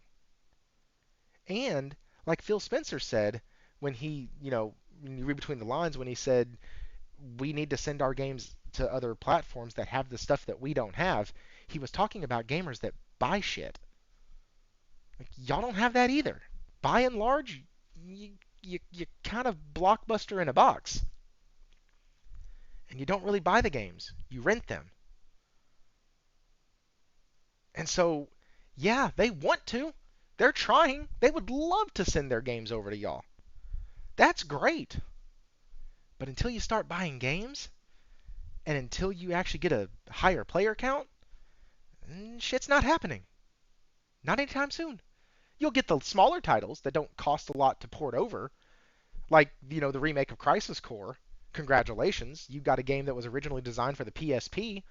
You're welcome. You'll get Final Fantasy XIV 97 years after it came out because we now know that your hardware can actually run the damn thing. Good job. But guys, am I being too hard? Kofi, am I being too hard on Xbox right here? Am I God dang. Am I misconstruing what Yoshi said? Like Yoshida said, am I off on this? What do you think? No, I don't think you're off at all. The number one reason I don't think you're off is you just brought up this back and forth that Square Enix has done. Let's be honest, since PlayStation 1. Back in Yes. PlayStation 1, there's a lot of classic titles, but it eventually led to some financial issues. And a lot of these titles we never really saw do better after the PlayStation 1. I'm thinking games that I love, like Brave Fencer Musashi, right? It got a sequel on PS2 or a spiritual successor, but it wasn't exactly something that allowed this franchise to flourish. Even Xenogears, right? Xenogears had financial issues before it was even made it to PS2, even though I will say the Xenosaga PS 2 was amazing. Go ahead, Xenosaga sorry. 3. You like Xenosaga 2? 2 was the first Xenosaga I ever played, and Okay. so I didn't have a baseline. Go 3 ahead. is amazing. Like, amazing. No, 1 is good. See, I hated 2. I'll be honest. It's the one game I felt physically ill playing 2. But no, overall, I do like Xenosaga the trilogy. Um, but where was I? Yeah, so they've gone between this commitment to more platforms, commitment to multi-platform consistency, and then they have problems and they go right back to doing it. So this interview where he says, we did have this big commitment, this big push. Octopath Traveler 2 is coming to Xbox. Of course, the original came to Xbox. And then they have like Visions of Mana Hmm. coming to Xbox. And there's a couple other titles I'm sure somebody could tell me, but Both relatively I don't smaller titles. relatively smaller titles. Dragon Quest, of course, that was a big one. I think Dragon Quest 11 was the first one to launch on Xbox in the West with other platforms. So it's been somewhat better, but I don't think it's ever going to be a one-to-one match. And I think that just has to do with how they focus their teams. They've mentioned things like, oh, they're going to do less AA games, more AAA, or I guess indie, like Paranormasight, which is like their visual novel type stuff. But I think they're always going to have to pivot based on their current circumstances. I'm sure Phil came over there like, how do we get some of your engineers more familiar with the Xbox platform? They're like, you got to educate all these people. And Phil's like, oh, okay. I guess there's so few experienced devs over there right now that this is going to be a longer process than I thought. And what ends up coming to my mind is supporting your platform is a two-way street. If you can convince gamers all over the world in many regions like Europe or Japan to buy your console, it's going to bring more fans to the platform and more developers to the platform and more mind share about the platform. But because Xbox is agnostic right now, they're basically saying play anywhere, play on a stick attached to your smart TV. It's hard to gain back what traction was gained. When they used to have like Shin Megami Tensei, was on the original Xbox, and I'm sure it was an experimental game. For people who don't know, I think it was called Shin Megami Tensei 9, and it was supposed to be an online Shin Megami Tensei game. That's super experimental, Yeah. but for them to like let that go, it unfortunately it leads to less of a fan base, less experienced devs wanting to touch it. So um, now Phil might say, "Oh well, the future will be different." Well, when we know the future is different is when we've seen consistency for 5 years. I think that's really what it takes. You can't have one year where one exclusive or one, not, well, even exclusives, even though we know we're not going to get any Xbox exclusives, from Square Enix on Xbox, in my opinion. It's got to be consistency over like a half decade to change the mind share. People go like, you know what? Since 2017, they've been fully committed, and there's nothing that's skipped the Xbox platform. So I guess I got to shut my mouth now because half of the X console generation, whatever the console generation is at the time, has proven me wrong. And right now, they just can't do it. There'll be a year that goes by or 2 years that go by, and like 4 titles will miss Xbox.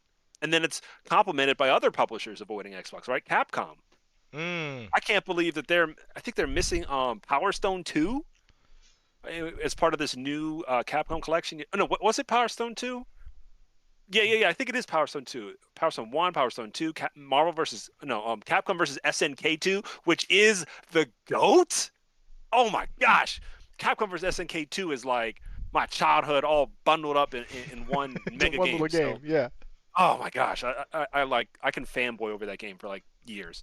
Um, so it's just disappointing.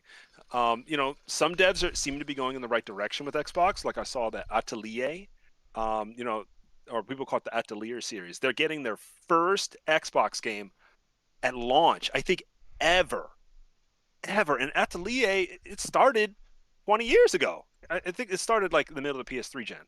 So there are some improvements being made, but it's consistency. It's not one title and then, oh, I can't, double down on it because I'm worried that I won't sell. You gotta be committed and say, hey, once we have the fans, for example, I feel like JRPG fans stay on PlayStation, stay on Switch because they expect that next title to get Yep. released there. Hmm. And with Xbox, ain't nobody buying an Xbox to be like, oh yeah, I'm guaranteed, all of my JRPGs or all of my fighting games. It's just not gonna happen. And I think and we've talked about it before, the identity of Xbox, instead of going through an identity crisis and saying, okay, we don't know who we are right now, and going back to what made them who they were, which is their shooters, their multiplayers, their community-focused games, Halo, Gears. Hey, let's go back to the drawing board. Let's do something with these IPs that can be marketed, that can be exclusive on us. Let's like instead of doing that, they like spiraled into schizophrenia. They took their midlife crisis and then they snapped. Like so now everything is going everywhere. People have no reason to buy the console anymore. None. They, like you said, it's about to be where you can have it on a selfie stick, hold it up for somebody, and they can play using a fucking controller. Like that's about where it's at with Xbox because they only care about Game Pass and monthly active users. That's all they care about now. And that's evident by them sending one of their own like first party studio games over to PlayStation 3 to 5 months later. Like they don't care about the console anymore. And so when you're trying to court a company like Square Enix that could just go, you know what? Instead of devoting the time over there, because we don't have that. We're already hurting for money. We don't need to bring that on because this game that we sent over there, one of our largest IPs, our longest running games, it hasn't done well at all. The Xbox community has not like flocked in droves over to Final Fantasy 14. They just haven't. If they did, this would be a no-brainer. The Xbox or Square Enix would be like, "Hey, listen, we got a market for us over there. They are thirsty for these games. Let's get them over there." But that's not going to happen because Twitter is not representative of the overall gaming community. It's just not. Like we talk about it here all the time. Like we are the ones who are entrenched in this shit. That's who's on Twitter. That's who's on YouTube. That's who's on Instagram. The morons like us who live terminally online and we have all of this crap right at our fingertips. We want to know who made it. We want to know what their name was, what project they worked on before. And all another person sees is, oh, that's the box that gives me Halo. Great. And they grab it and they go home, which is Well said. fine. That's totally fine. But they're not going to look at Xbox like you said. They're not looking at Xbox and going, huh, I wonder if we're going to get the Final Fantasy VII trilogy. They don't give a shit. They they want to know, can I play Fortnite? Can I play Call of Duty? And can I play Halo? That's all they care about. That's it. And the fucked up thing is that if Xbox would have continued down that path to just focus on what they are really good at and maybe sprinkle in some innovation here and there, maybe let 343 back in the day, maybe let them do an offshoot game, like uh, let them work on another project while they're working on another one, like another Halo, like in their circle, like what happened with oh shit, who was it? Gorilla. Like Gorilla did shooters. I, a lot of people don't know that, but Gorilla did shooters. They were working on Horizon at the same time that they were working on another project. Dude came in there and said, "What is that?" I said, "Oh, this is a new project we're kind of working on. We're kind of messing with it. Stop making that and make this." Like, let them experiment, but let them experiment when you're solid and stable. And then you can start courting companies to come back to you. Hell, indie devs don't even want to work with your ass right now. Like, even they're saying, listen, designing for the Series S, it's a bottleneck, it doesn't work, it's a nightmare, and I don't want to do it. I've been sending emails back and forth, have gotten very little help, very little assistance, and I don't have the time to mess with this anymore. We're a small team, so it's not coming to Xbox as of now. PlayStation has done nothing to make this happen. They didn't give us any money. We just can't fool with the Series S anymore. Like, you think these major companies are looking at it and not going, hey, maybe we shouldn't fuck with the Series S anymore. Well, that means Xbox has parity. You have to have parity. And if we're not going to do if we're not going to optimize it for the Series S, then we can't be on the X. Well, I mean, how much did it sell last time? 50,000? How much did we sell on PlayStation? 2 million? Ah, fuck it. I ain't got time for that. Like, that has to be the conversations going on right now as more devs are coming out and saying, they're having these issues. And anyways, I have talked a lot. I am so sorry. Will, what are your thoughts on this? I know you're not a Square Enix lover, so what are your thoughts on this, man? Uh, same old, same old. This is a great example. A couple of people on the Discord today said something like exclusives are stupid or exclusives are worthless or there's Yep. no point to them. This is why. This is part of the reason of exactly why exclusives are important. Mm. And a lot of these games, they're exclusives by developer choice. What I Yeah. mean by that is that PlayStation isn't going out here and say, "Hey, we want to make a game exclusive to our console for whatever 6 months, a year, whatever." They're not doing that, and they frankly don't even have to. The most that PlayStation is probably doing is marketing deals. That's it, because Xbox, even if we just set aside the Japanese market for a second, Square Enix, even if we just throw them to the side, Xbox constantly makes decisions like we're not gonna make Spider-Man. We'll ignore that because we're gonna make something else.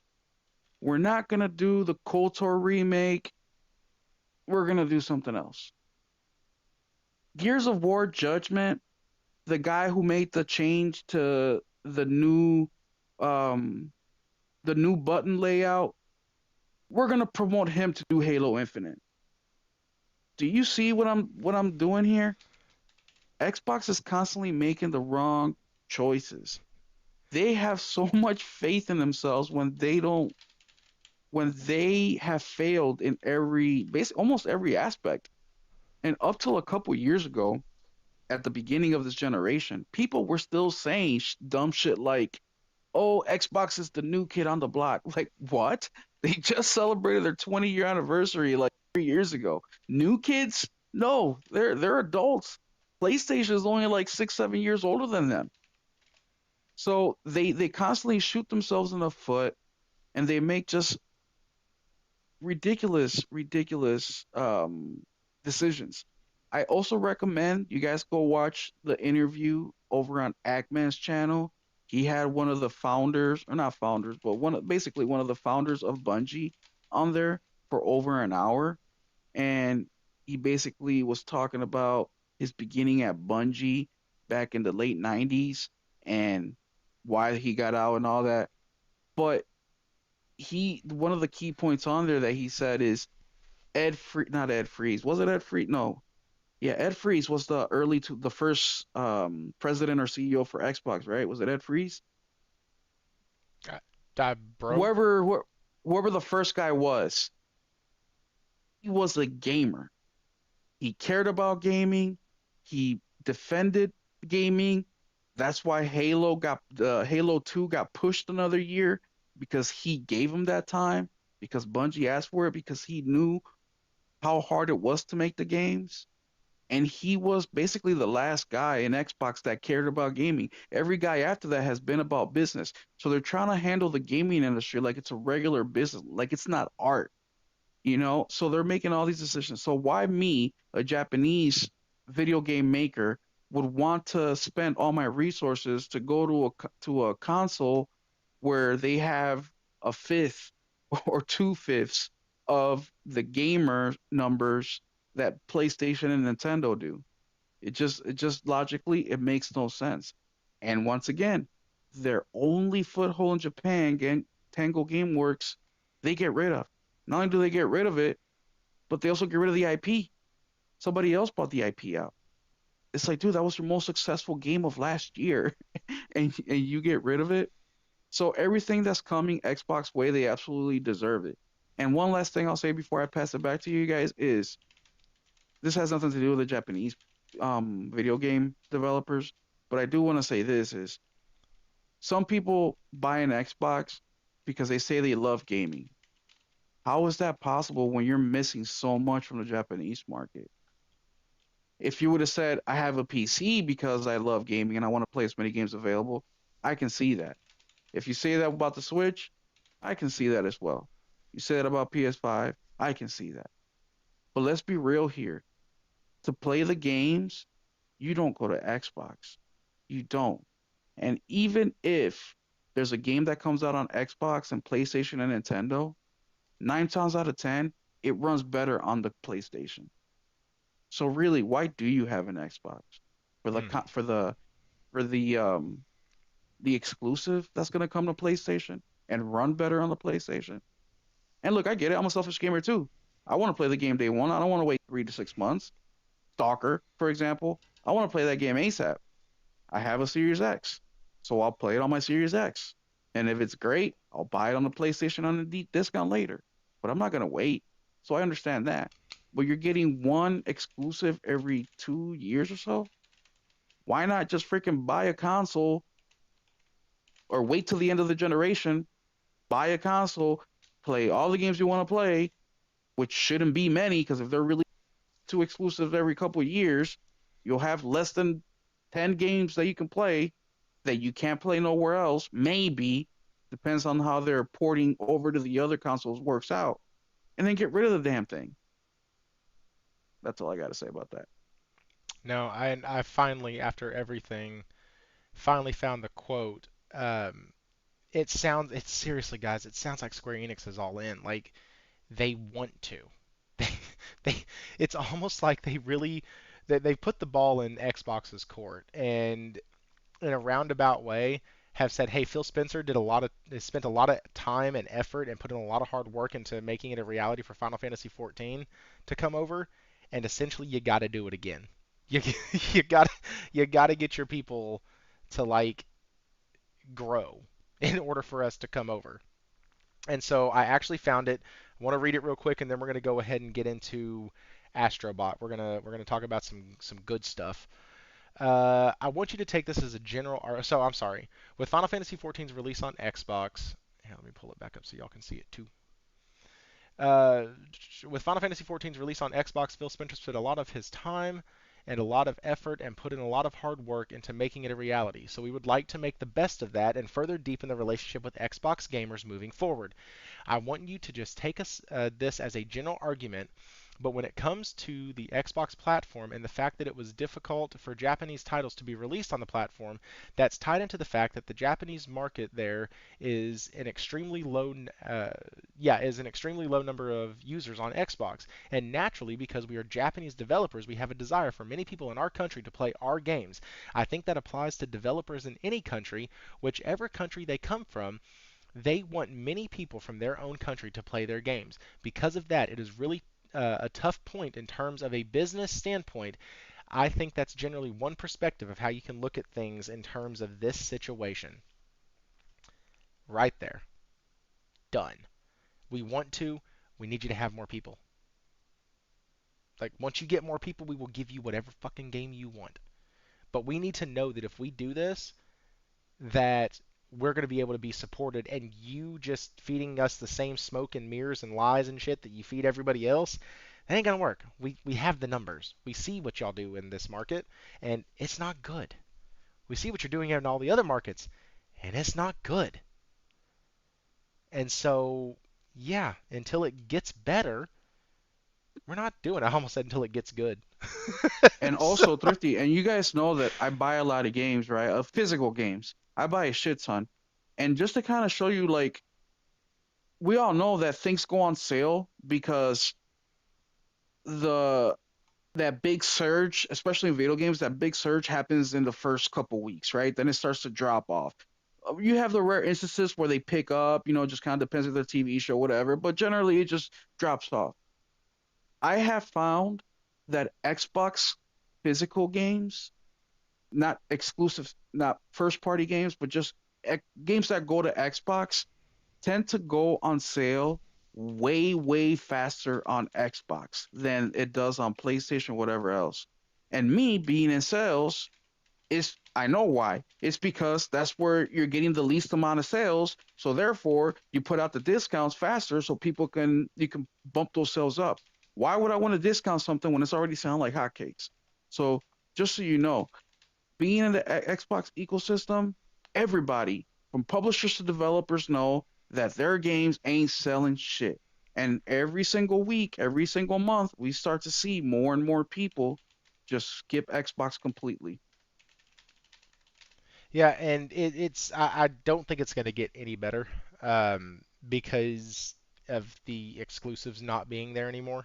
Um, it's only going to get worse. And, speaking of exclusives, dear God, guys, I don't think Astrobot's gotten a bad review from any fucking buddy. I don't think anybody who's touched the game, played the game, looked at the game, had Wait, hands-on reviews are preview. out? Some people have had hands-on like early access reviews. Uh, like, let me come over here. Let me get off of Bing because that search engine is god awful. Uh,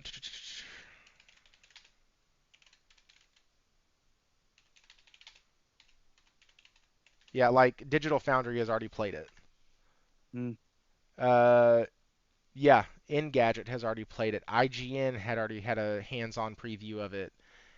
So yeah, it's already out in the hands of the people who are going to write their reviews and stuff. And the one I have pulled up is from Digital Foundry. our good old friends at Digital Foundry.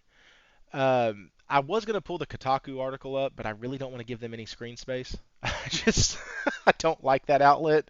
But even their review was a glowing, glowing review. So, Kofi, as has been typical for tonight, I'm gonna start with you. Uh, and are you gonna be playing this game? Is this a game that even appeals to you? Uh, yeah, what are you hoping for from it? And do you think that with all the press around it, do you think it's a contender for game of the year? Okay.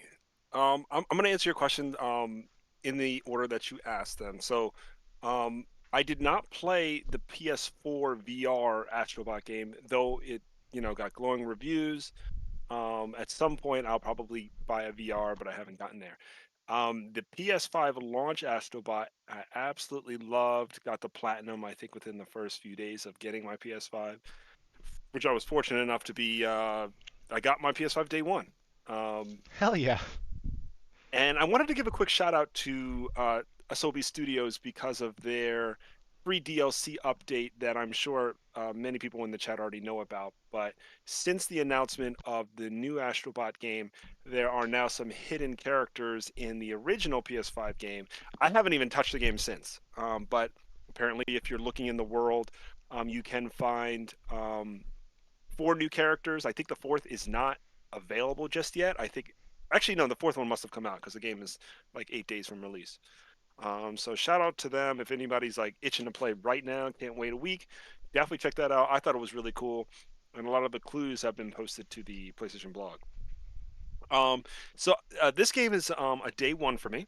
I definitely am very excited. What really convinced me to get this new game was how cool holding the DualSense was back at launch.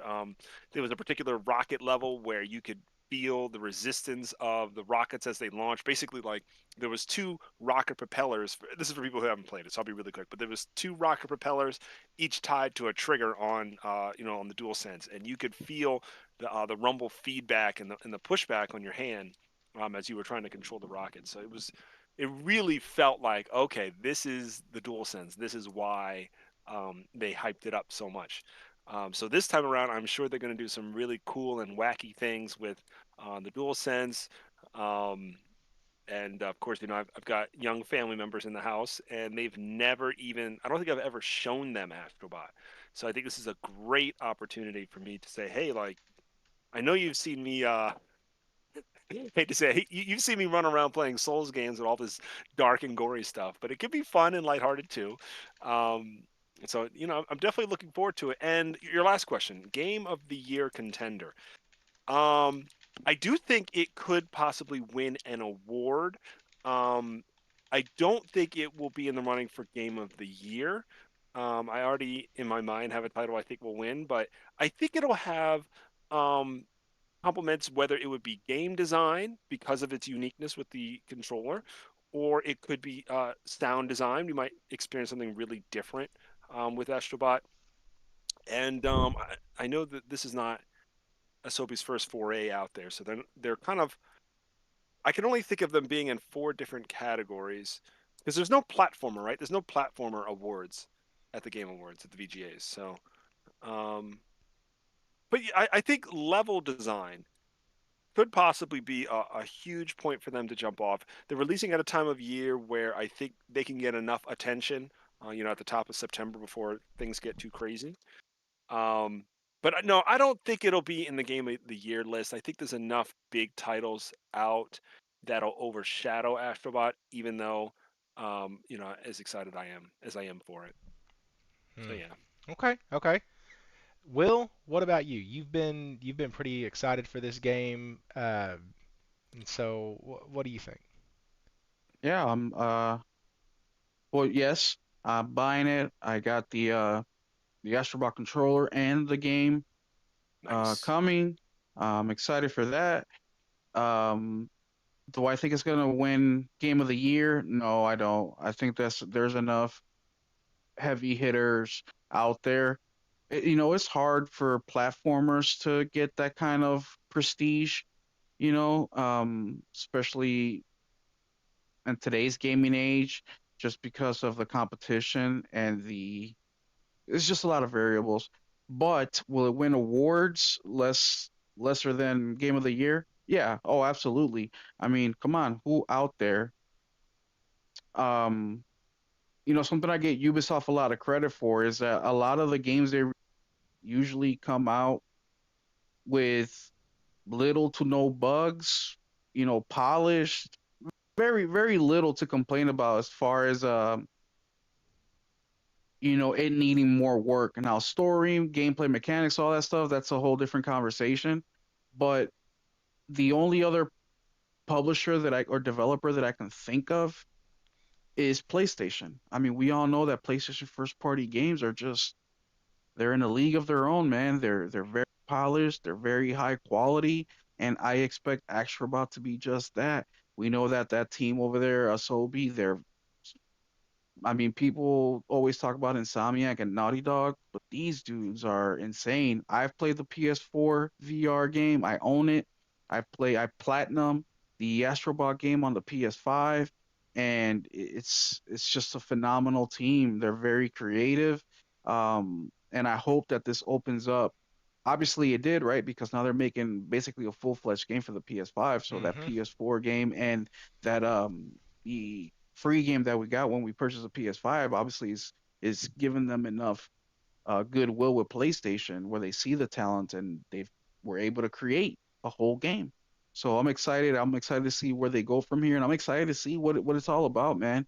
I'm excited for it because it's Team Asobi and because I know it's gonna be quality and even like Wukong, which I played recently, it's a good game, but like performance mode is a little messed up. There's ghosting, there's a little bit of pop up here and there. I just want to play a game where you get that new car smell, where when you pop it in, it's not gonna have bugs. It's gonna be feature complete. Like it just feels like in today's world, those type of games are becoming less and less. And so I'm excited for that aspect.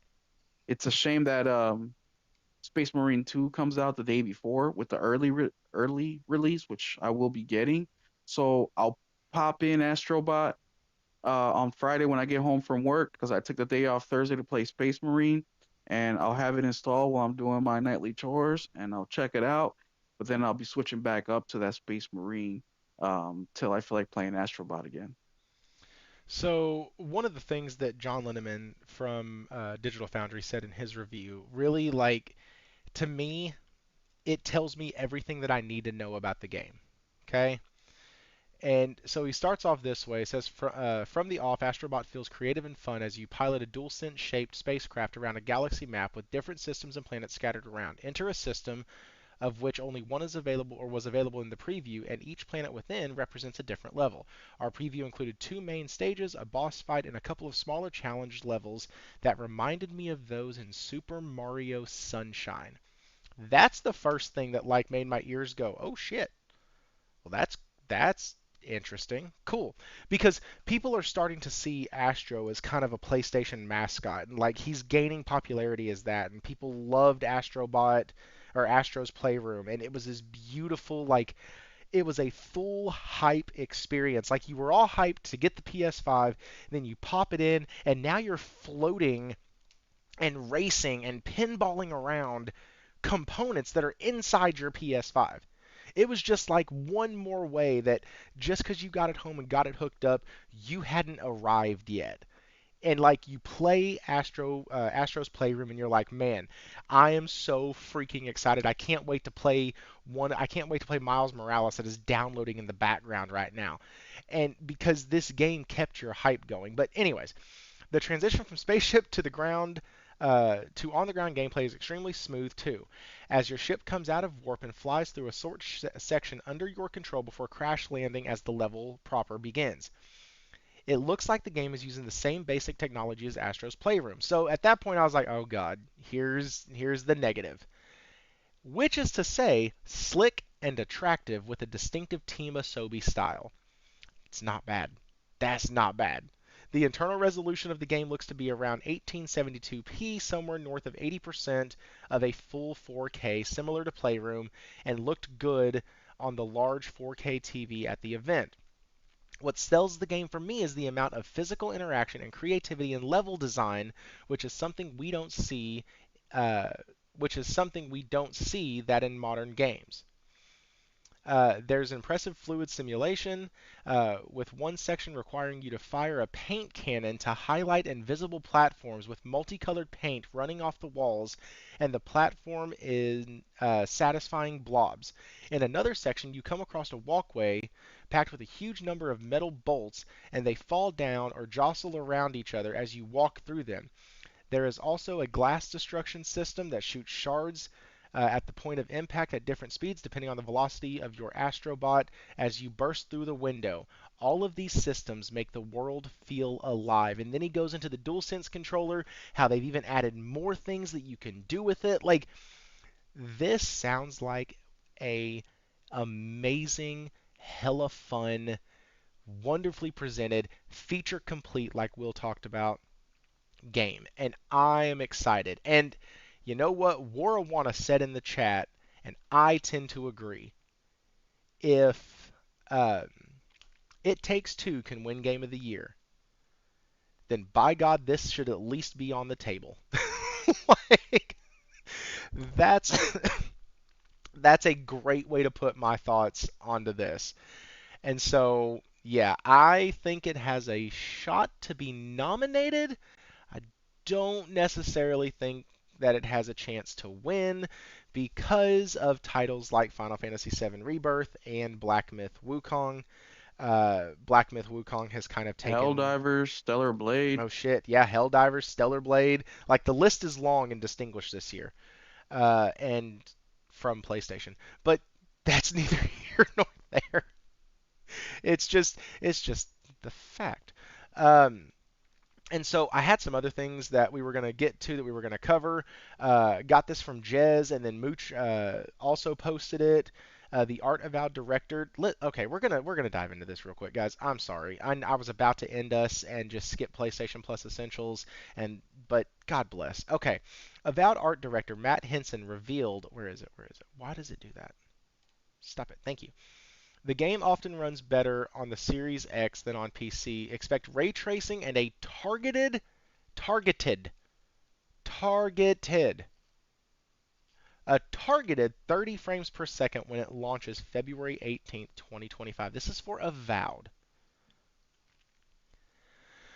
We are 4 years into the generation. By that point, we will be 4 years and 3 months into the generation. And aiming, we are targeting a 30?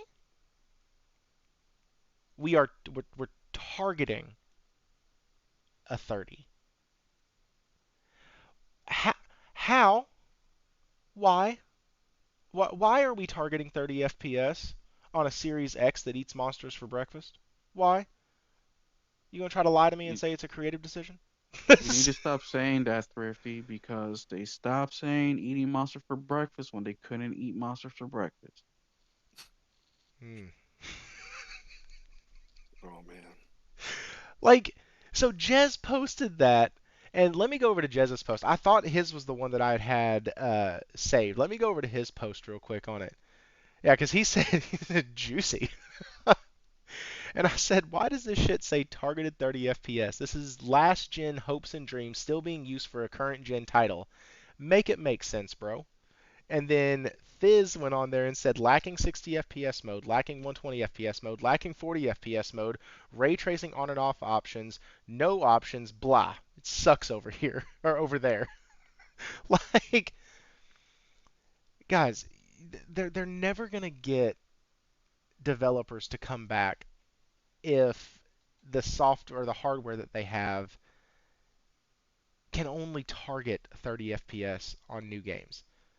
Like, shit, guys, I'm literally playing a game right now in a full 60 FPS mode or FPS mode that literally has like one frame blip here and there. Will plays games all the time at 4K or 4K upscaled at 30 frames per second because he loves those visuals with ray tracing and all that shit. Like, I get the option to put it at 40 FPS. Only In if it's not that bad. And I prefer 40.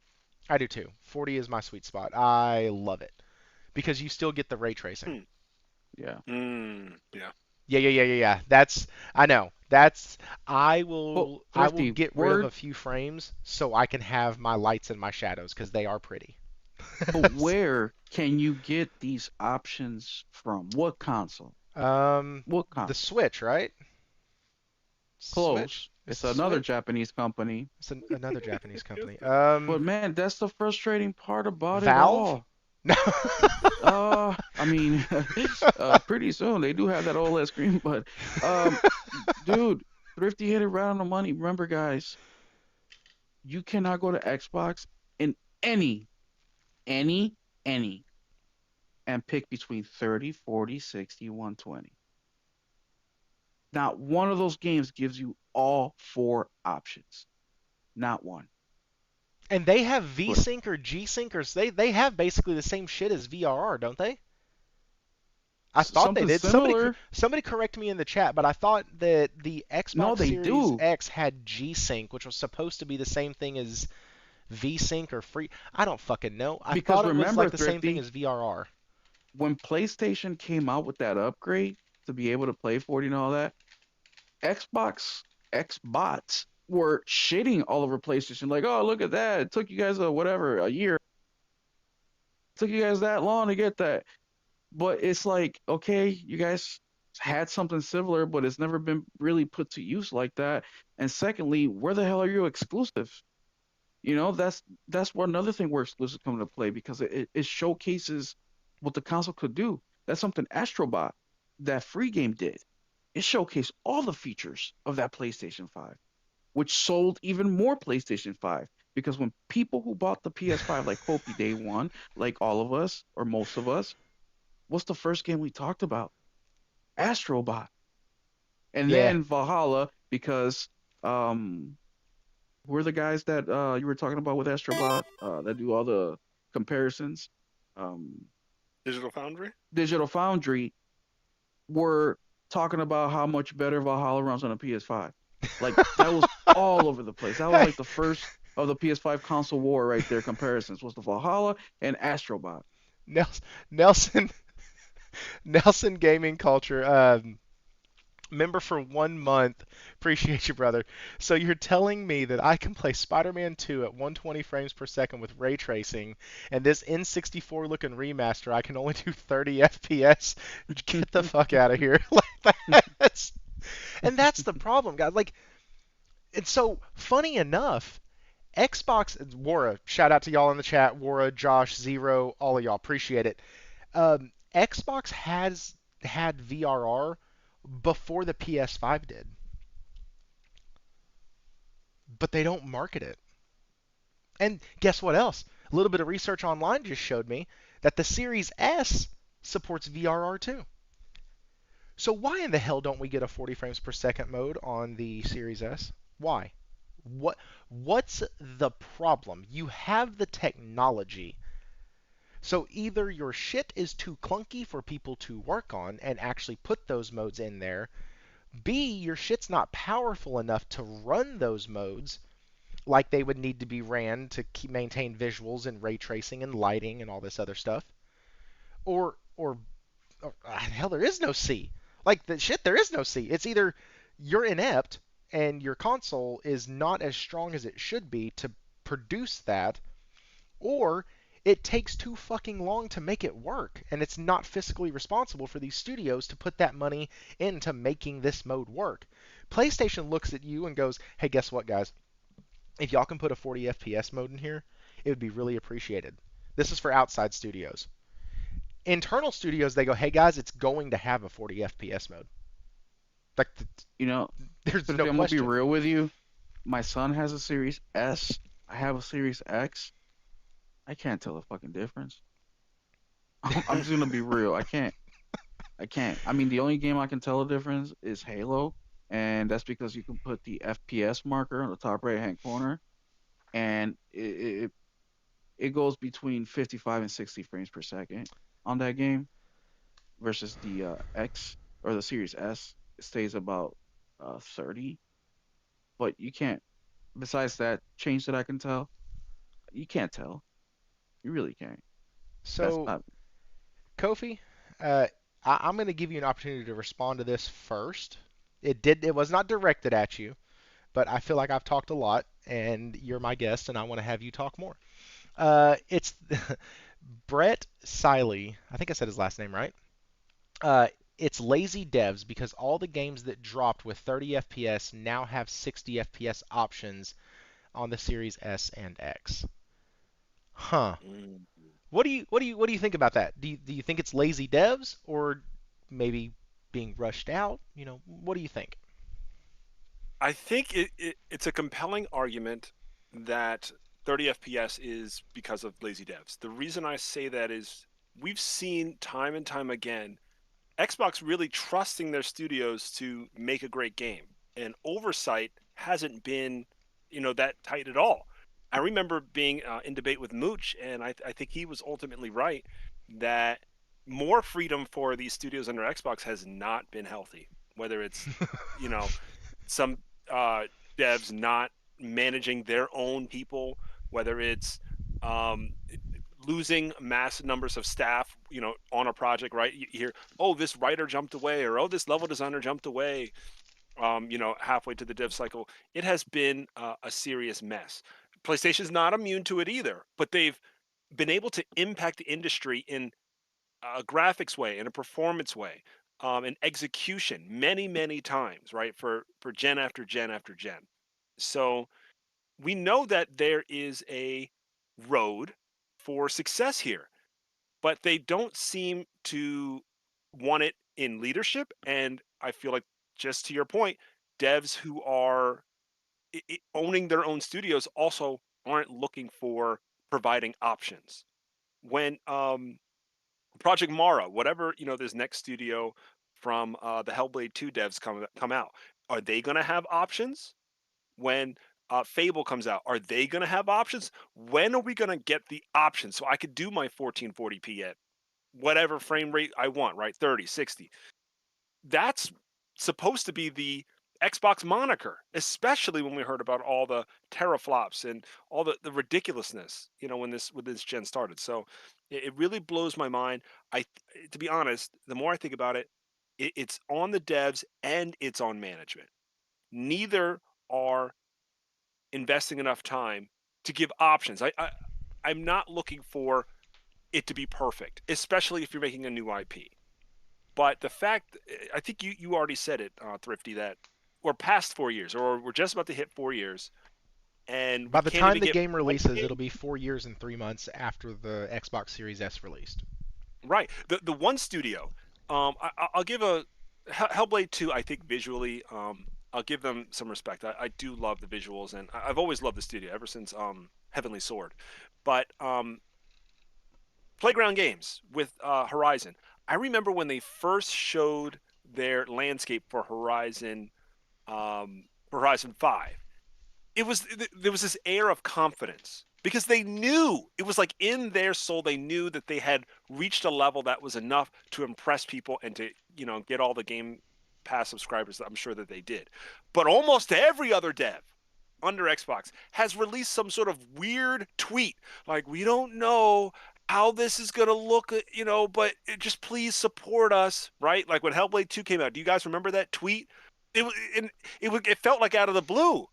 Even though we had not seen, that many previews, I think the level of confidence for the game was pretty high. And then I remember that energy for, the best IP Xbox has ever had, 343. When we first saw Craig, that was a disaster. But then a year later, we saw them have their preview, and they kind of. I remember it was a video interview or a preview. It was kind of like this solemn, like, we know that we're not going to have Forge at launch, and this, things are missed. It was this timidness, like they knew there was still going to be problems that we were going to see at even at launch. I'm waiting for some of these new IPs to be in the incubator enough that they can have the level of confidence that Playground did. This is their fifth iteration, Playground, so of course they're going to be confident. And I'm not trying to take away anything from them. I do like Horizon enough that I'm not going to, diss it. But it takes either the the developer themselves, leadership there, to say, hey, Xbox, we want options. So give us a dev cycle that can allow us to provide options, a 60 FPS, a 30 FPS, ray tracing, non-ray tracing, whatever, so that there's a standard that all developers can start to follow, right? I think it was a similar system with PlayStation. When Naughty Dog pushes the boundaries and they get something like The Last of Us to run on PS3, Gorilla's looking over there like, oh dang, all right, could you bring over your optimizer? We need that for our next game. And then everybody looks at that, and then the Days Gone dev. Well, technically it wasn't nearly as well patched at launch. I'm sure they used inspiration from other devs that had really, really, really kind of pushed the envelope forward. Well, I mean, Right now, even over at what's Xbox, his face's studio? Why can't I think of it now? He used the Decima engine. Hideo Kojima. oh He yeah, he used the yeah. Decima engine. Like that. Yeah, keep going. Sorry, I was just gonna add that to No, no, your no. point. Keep going. It's a great point. They were able to perfect an engine so much that not only was a developer interested, but a developer, I feel like, that really comes from a different perspective. Like, when I look at Gorilla, I feel like they are European centric, and that depending on, this might be a controversial take, but depending on what region or what type of game you're making, game design, you kind of prioritize things differently than in Japan. But it didn't matter to Well, sure. Hideo, That's right? what Hideo. Yoshi P was saying. He was like, "Listen, we build Mhm, these games for the people here in our country. We want them to play mhm, it." So yeah, I yep. mean that makes total sense. And for him to be, shopping around for engines that were not made, that would specifically prioritize his favorite things, I think is a really compelling point. Um, there was one more thing I wanted to say about all of this. Um, I lost my train of thought on that. My So bad, I dude. think no, no, it's okay. I'll pass it back to you until I remember. But it is it's not really. I can't say it's eye opening. I feel like this has kind of been the trend. Because this has been the trend, surprising me is the hardest thing: consistency. The same thing I was saying before. When we can get, I don't want any more 2022 release schedules where Xbox literally release nothing. Can we get 5 years where they just don't release nothing between 2024 and 2020?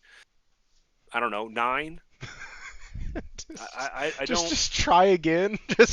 Just delete, Try Control Alt again. Delete, and move on. Like And so. and I'm giving credit if you like the PlayStation.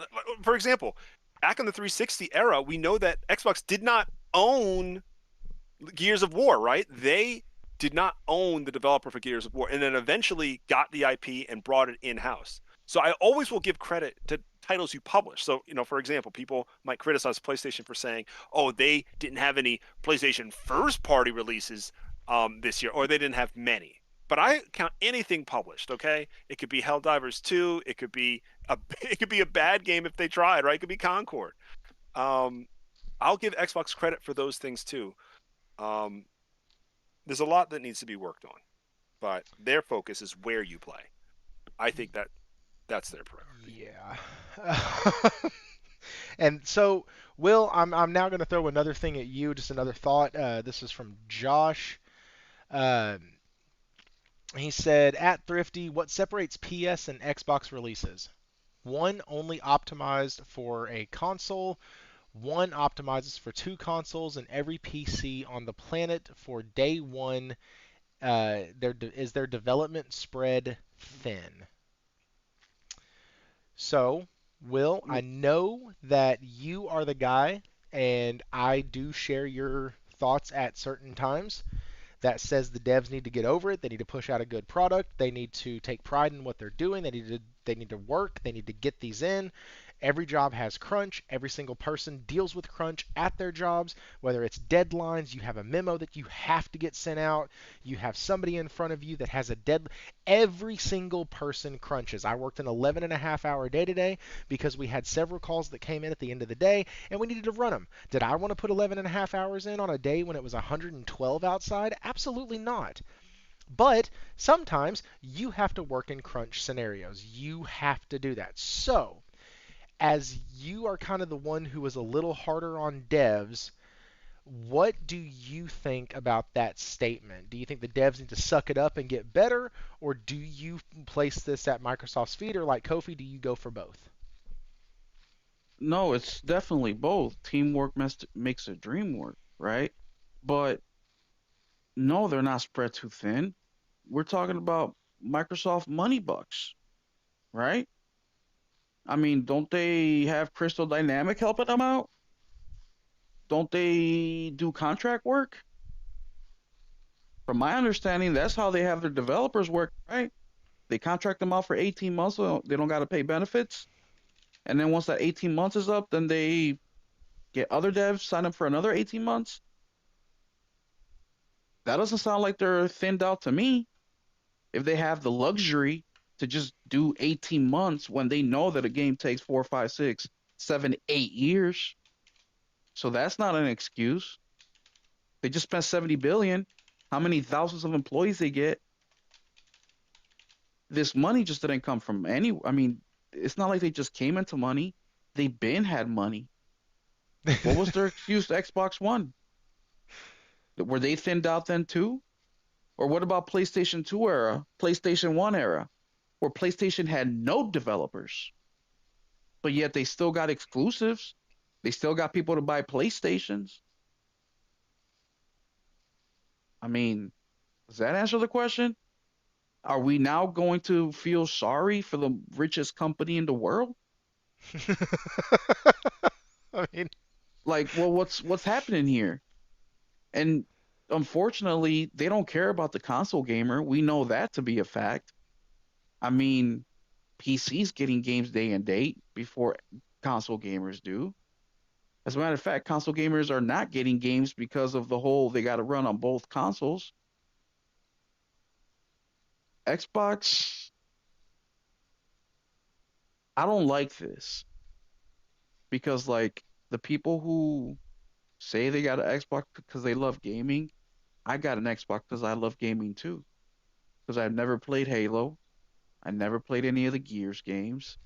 Starfield was right around the corner, and a couple other games were come around the corner. So I went ahead and bought an Xbox because I don't want to miss out. How many Xbox exclusives have I played from Xbox since I bought my console 8 months ago? Or which ones? Halo, Gears. The same exclusives y'all been playing for the last 20. The developers, it's a industry-wide problem. I think that the industry has got people working for them that are soft, and I'm not saying everybody, of course, but a few weeks ago, as you guys know, I've been watching those all those documentaries and from these developers and how to make a game and the back what I call the back alley interviews, right? Where it's developers that are staying what do you call it? Anonymous because they don't want to lose their job giving information. mm. And it's the same story. I mean, look at Double Fine, their documentary. It's on YouTube. 10 years of footage, and it's the same thing over and over again. There is no strong leadership. They're undecisive. Um, they they place their priorities in other things. In Double Fine in specific, um, I'm sorry, not Double Fine specifically. I forget the name of the studio, but they were looking to hire more people, even though they were in crunch mode. But they wanted specifically a female project lead or a female art director. That's what they wanted of a certain nationality because the video game character was going to be of that nationality. So they wanted basically the real life version of them so they can give input. Dude, you could have hired a consulting company for that. So you're putting the whole project on hold to get one person that's very specific when you could have just hired a consulting company that would have gave you the same information. But just like decisions like that they make, and also they don't listen to the gamer. How many times? I mean, if you look at PlayStation's post today, or was it today when they released the three new games coming to PS the free monthly games. Yes, yes. That If you was look today, yes, it was today. if you look under that post, you will get a ton of information. You will get a whole bunch of gamers telling you how it's a soft month, how PlayStation's getting worse and worse. The point is that PlayStation has all the data right there. They literally can sit down for 20 minutes on any one of their posts and have a guy write down the top 5 comments, complaints, Mhm. or whatever. Literally do that, but they choose not to because they have what we call an upper society. We are the poors. We are the peasants. We are the simpletons. We don't know any better. That's what We know MJF because calls we're that's what MJF calls people who don't have money. He calls them the poors. the poors. Sorry. Ugh, That's a disgusting. AEW wrestling thing. My bad. Go ahead. You blue collar. Ugh, ugh. You white. Like come on, dude. But they have a lot of that, and man, I've been saying this on this podcast for a long time now. A lot of these developers, man, and mind you, these are the guys that have the break rooms with catered lunches and Beer the on most tap. expensive, yeah, little distilleries or breweries right there. By the way, every studio gets, they call it the holiday break. They literally take like almost a month off during December. Like almost every job I've ever worked, you worked more during December because you got to get them sales in. It's shopping season, right? But not them. They take 3 weeks off for holiday. It's like what? They're catered, they're pampered, they get paid well, and they need to perform. They just need, look at Lyrian, man. Them dudes. Why is it that it's the Europeans and the Asians that have been producing the most high quality games in the last few years? Because they're just working. They're going in, they're going to work. And what happens? Look at Nintendo. Famously, the Nintendo CEO took a pay cut so he can keep developers employed. Why would a leader of a company do something like that in America when you have employees that constantly want to go on strike, constantly want to complain? Like I shared on Discord yesterday, there's a European publisher who is, their employees are starting to strike, I think, next week because they want to be able to work from home. Uh, the other one was gender pay gap, no communication between upper management, meaning that they decision making. Since when? Imagine if I go to my regional vice president, I'm like, hey, boss, before you make a next move, I need you to talk it over with me and the boys and the girls back here, and we can come to an agreement on which way to move forward. I'd be fired. I'd be let go. I'd be like, yeah, you're crazy. Next. But this is kind of the entitlement these people think they deserve. And look, I'm not saying being a developer is easy because they're not. I give them praise all the time as well. I feel bad whenever they lose jobs. Mm. But unfortunately, look at the products that you're selling. Look at the scores that you're getting. I mean, 600 peak for Concord. We, at one point, and I'll say this last, at one point, not everybody can be wrong. Or meaning, at one point, is it you that's wrong and not everybody else? You know what I'm saying, Thrifty? If Yeah. people are constantly calling you an asshole, and you're like, I'm not an asshole, but everybody's saying it, maybe you are the asshole. And Well, that's all I want to say it's about the like the whole developers. thing. There was a line in a propaganda song. If you never heard of him, y'all should listen to him. Really good. Does spoken word. Uh, but he says if every place on your body hurts when you touch it, then your finger must be broken. Like it's the same concept. Like if if everybody says you're a dick, well, guess what? That's what you are. And if a bajillion people say that the movie was terrible, more than likely the movie was terrible. Now, one thing I want to point out real quick. Nothing that I've said about Concord tonight, or nothing that I said about any of these other games that we've mentioned. Redfall, we talked, or I mentioned that in the article. Uh, mentioned Outriders, things like that. Like, none of those statements or comments had anything at all to do with your personal opinion of if the game is fun or not. Trust me, I defended Outriders. Imagine that. Oh shit. Hey, Nelson, $2 super chat. This podcast is brought to you by Rare Honey. Okay, well, here you go. I got some rare organic honey. I pulled up a picture just for you. You can buy some right now. Here you go. I got this just for y'all. Just for y'all in the chat. They had this whole thing going over in the chat while Will was talking. And so, give me just a sec. There you go. Rare honey, right there. Look at this. Rare Hawaiian organic white honey. Jesus. That's a lot of words. The more words they put on a thing, the more expensive that thing is. I just want y'all to understand that. Like that's key marketing right there. A Chevy Premier LTZ, that bitch is expensive. Now the one that's a Chevy Silverado LS, not that expensive. Has two letters behind it. Anyways, but no, I definitely agree with you, Will. I think that um, there is something to be said about Josh's comment where you can spread yourself way too thin. Management needs to be able to realize that, like, hey guys, we have a damn good product here.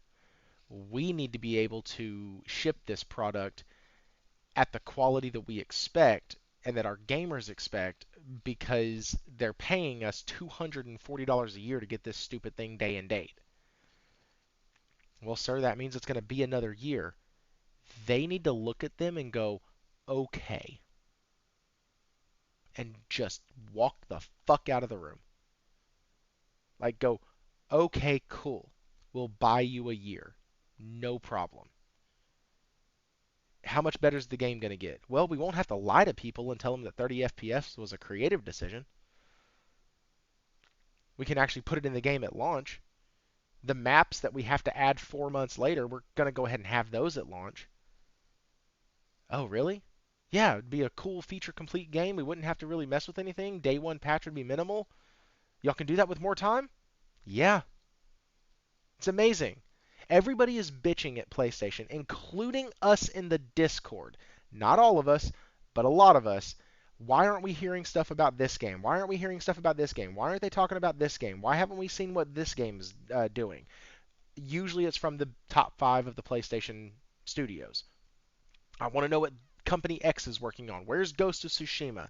How far along are they on this? Why haven't we heard anything new from Naughty Dog after they canceled the other project? Why are we hearing stuff about The Last of Us Part 2 TV show before we're hearing anything about the next game? Like, we do this all the time, but yet Sony's games don't come out fucked up either.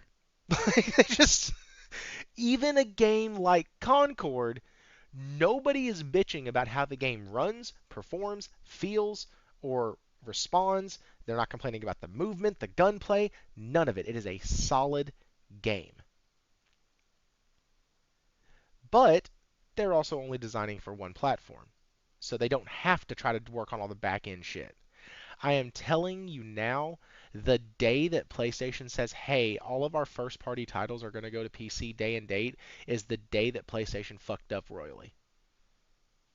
A lot of shit has to go really bad, I think, for them to get to that point. And with that, Will mentioned it before.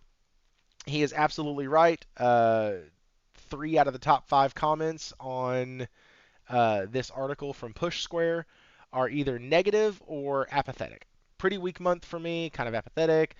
Game looks terrible. MLB Little Nightmares is fine, but dirt cheap nowadays. Another month I don't regret for a minute not being subbed anymore.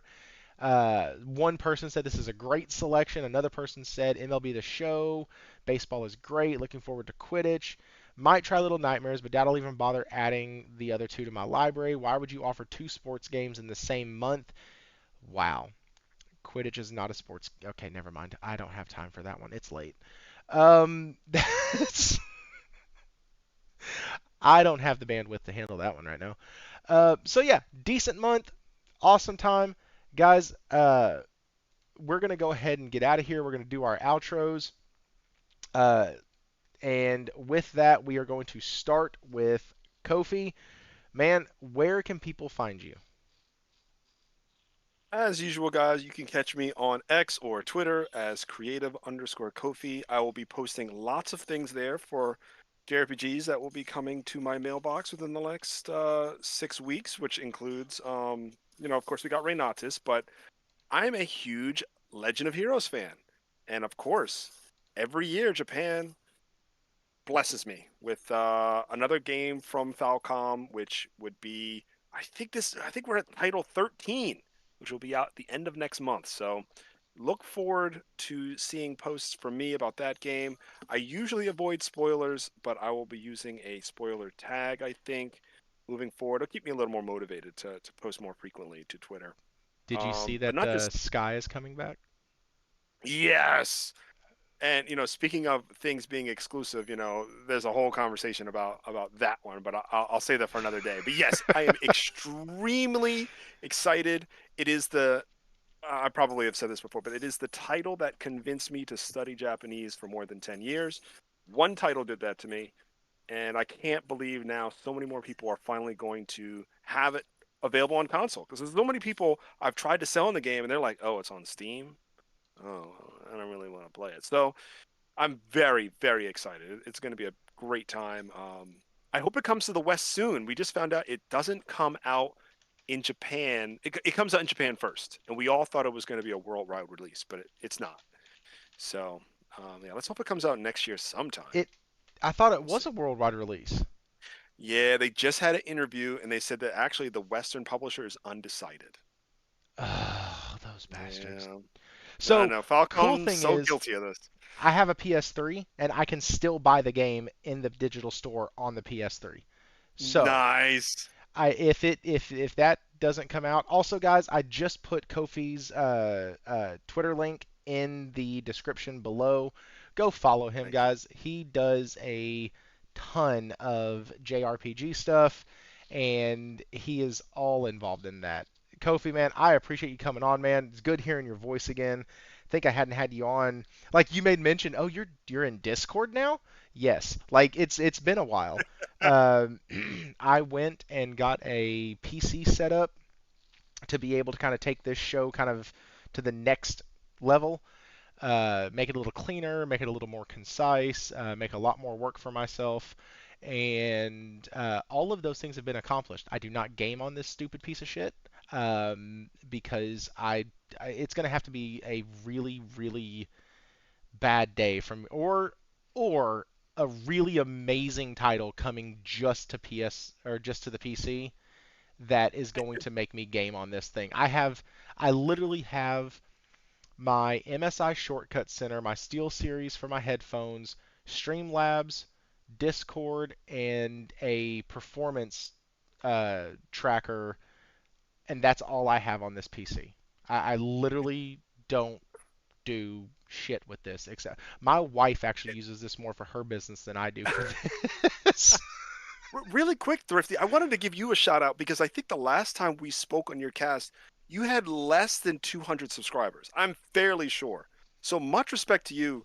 We were talking Probably. about consistency, or I was talking about consistency. Much respect to you for sticking with it, Man, I appreciate that. and, It's and been having this community of very vocal and educated people. So I can feel that, and I just want to give you your flowers, man. guys, I appreciate it, man. I really do. And I'm here because of the community. Yes, there are 78% I think of people who watch my videos are not subscribed to the channel. But we have 25 to 30 viewers here consistently every week. When I drop a video, even though they've been few and far between this year, when I drop a video, it gets 25 to 30 views right out of the gate because of the community here. Will is a big, huge freaking part of that community. I wish I made 500, $1,000 a month, and then I would just put his ass on, like, I'd give him a cut of that because he is a huge part of this channel. He has done a ton, bringing in a ton of people, keeping it all about the games. When I get lost in the weeds, he pulls me back. He's a fucking amazing individual. Um, Hero said, "Oh shit, I'm educated." Yeah, dude, you over there in Australia, y'all have a better education than we do. Uh, that's not a lie either. But like, yeah, so there's a lot of people that have gone into it. Josh Ayers has been here for a long time. He's basically our producer. Whenever we get stuck or hung up on something, he's the one that always jumps in and makes sure that we're saying the right thing or If we can't think of a name of a person who developed a game from 75 years ago, Josh just knows it. And he's like, yeah, it's this guy. Oh, shit, cool. I don't even fact check him anymore. There's no fucking need. Warawana, he is basically our back end everything. He is community support. He does some of the, like all the thumbnails that look really cool are from him. Like he did the one from 2 weeks ago for Whom the Bell Tolls. He did the thumbnail for that. He runs the Discord pretty much single-handedly because I don't know what the fuck I'm doing. And so like it has been definitely a community effort, and I was only able to get where I was because of the community. Shout out to Jez at the Gaming Grindhouse. That dude put in some fucking work for me without me even asking. Like, I never asked him to promote my channel on his stuff, and he just did. And when he saw that I was really close to 500, he was like, "Grinders, get out there, go sub to this guy, get." And I had like 40 subs in one day from that, and so it was it was unexpected. So man, I appreciate it, dude, and I want you on here more. Like, I heard you on Mooch's show. God, it was a while back. I haven't seen you on a show in a while, and so Yes. Yeah, and Mooch has been trying to get me back. We were talking before the cast why my Thursdays are taken up. But soon enough, I will be back on Mooch's show, probably twice a month. dude, that's awesome, man. I was gonna move my show to Wednesdays because, and I probably will starting next summer. I might just have a summer schedule where I have to go from Wednesdays to Thursdays. Just with the way our household flows, man, it does not work right. It just doesn't. Like Monday, we're getting back into the groove of things. Tuesday, we are busy that entire night. Wednesday, Thursday, and Friday, I'm pretty well free. So if I can set the show up on Wednesday and then go to Thursday nights, and because of when I do it, I've already kind of reached out to Mooch a little bit, and he normally only does a 2 hour show, but I even checked with him and was like, hey man, I have to move my show. This is not going to be permanent. Don't want to make it permanent. Uh, and he was like, man, that shouldn't be a problem. So like, really cool. Uh, I have respect for a lot of the guys in the community. That's why I don't do a show on Monday, Tuesday, uh, or Thursday up to this point because of Jez, Porter Rock, and Mooch. I try to, because a lot of the guys who are in here also go to those channels too, and I don't want to be fighting for. I don't want to be pulling away from their viewership when, especially somebody like Jez, who's helped me out tremendously. And then speaking of the guy, Will 777JP, the most underpaid co-host I've ever seen in my fucking life. Will, where can people find you? Oh man, thanks for the kind words, Thrifty. I appreciate that. And you can find me Will777JP on Twitter or X and YouTube and the Discord. That's where you guys can find me. That's where I'll be at most of the time. Guys, all he does is play games. That's it. I mean, he has a job and a life and a kid, but like literally all he does is play video games. If you have a question about a game, it's likely that he has played it or it's on a wish list or he's seen it and is interested in it. I have never seen somebody who games this much and has all these other responsibilities. So like if he says that that game is great, it's probably a good idea to check it out. He's even Black Myth Wukong. He started playing it and I was really excited about it. He sent a message in the Discord, Thrifty, don't buy it. You won't like it. Just stop. He's done that with other people because he pays attention when we talk and he understands what kind of games that we like because he pays attention. He really, and I don't mean to be putting words in your mouth, but he loves this community. It's it's wonderful. And so anyways, guys, go follow him. His links are also in the description below. They are permalinks. Speaking of permalinks, there is a Discord link in there. It is not a requirement to be subscribed to the channel. I will, however, say this. If you like the channel enough and like the community enough to come over to the Discord, hop back over to YouTube and hit the subscribe button just to show some love to the community that started the Discord. That's all I ask. And if you still choose not to, no harm, no foul. It would just be greatly appreciated. I am trying to get to 1,000. I have a review. I know. Listen, it's going to be great. I have a full review coming out of Final Fantasy VII Rebirth. I have about 10 to 12 hours left. I plan on beating it before this weekend. I'm going on a guy's trip this weekend. And then Monday when I come back for Labor Day, I am going to do this video. I am super excited about it. There's a lot of stuff, and then I will be setting up another spoiler cast. Because, like I said, Final Fantasy VII Rebirth, I just got to the play, and I'm about to finish a little tournament, like a little fighting, little gauntlet thing that I have to do to get this major piece of the story to go to this one major section of the story. And it's in game, so I'm not really giving much away. But like, needless to say, all I had to do was get past Cosmo Canyon, and I was laser focused, locked in again. And there's not many games that can do that. That I can put down for a while, go back to, and reignite that same passion that I had the day I booted it up on my PS5.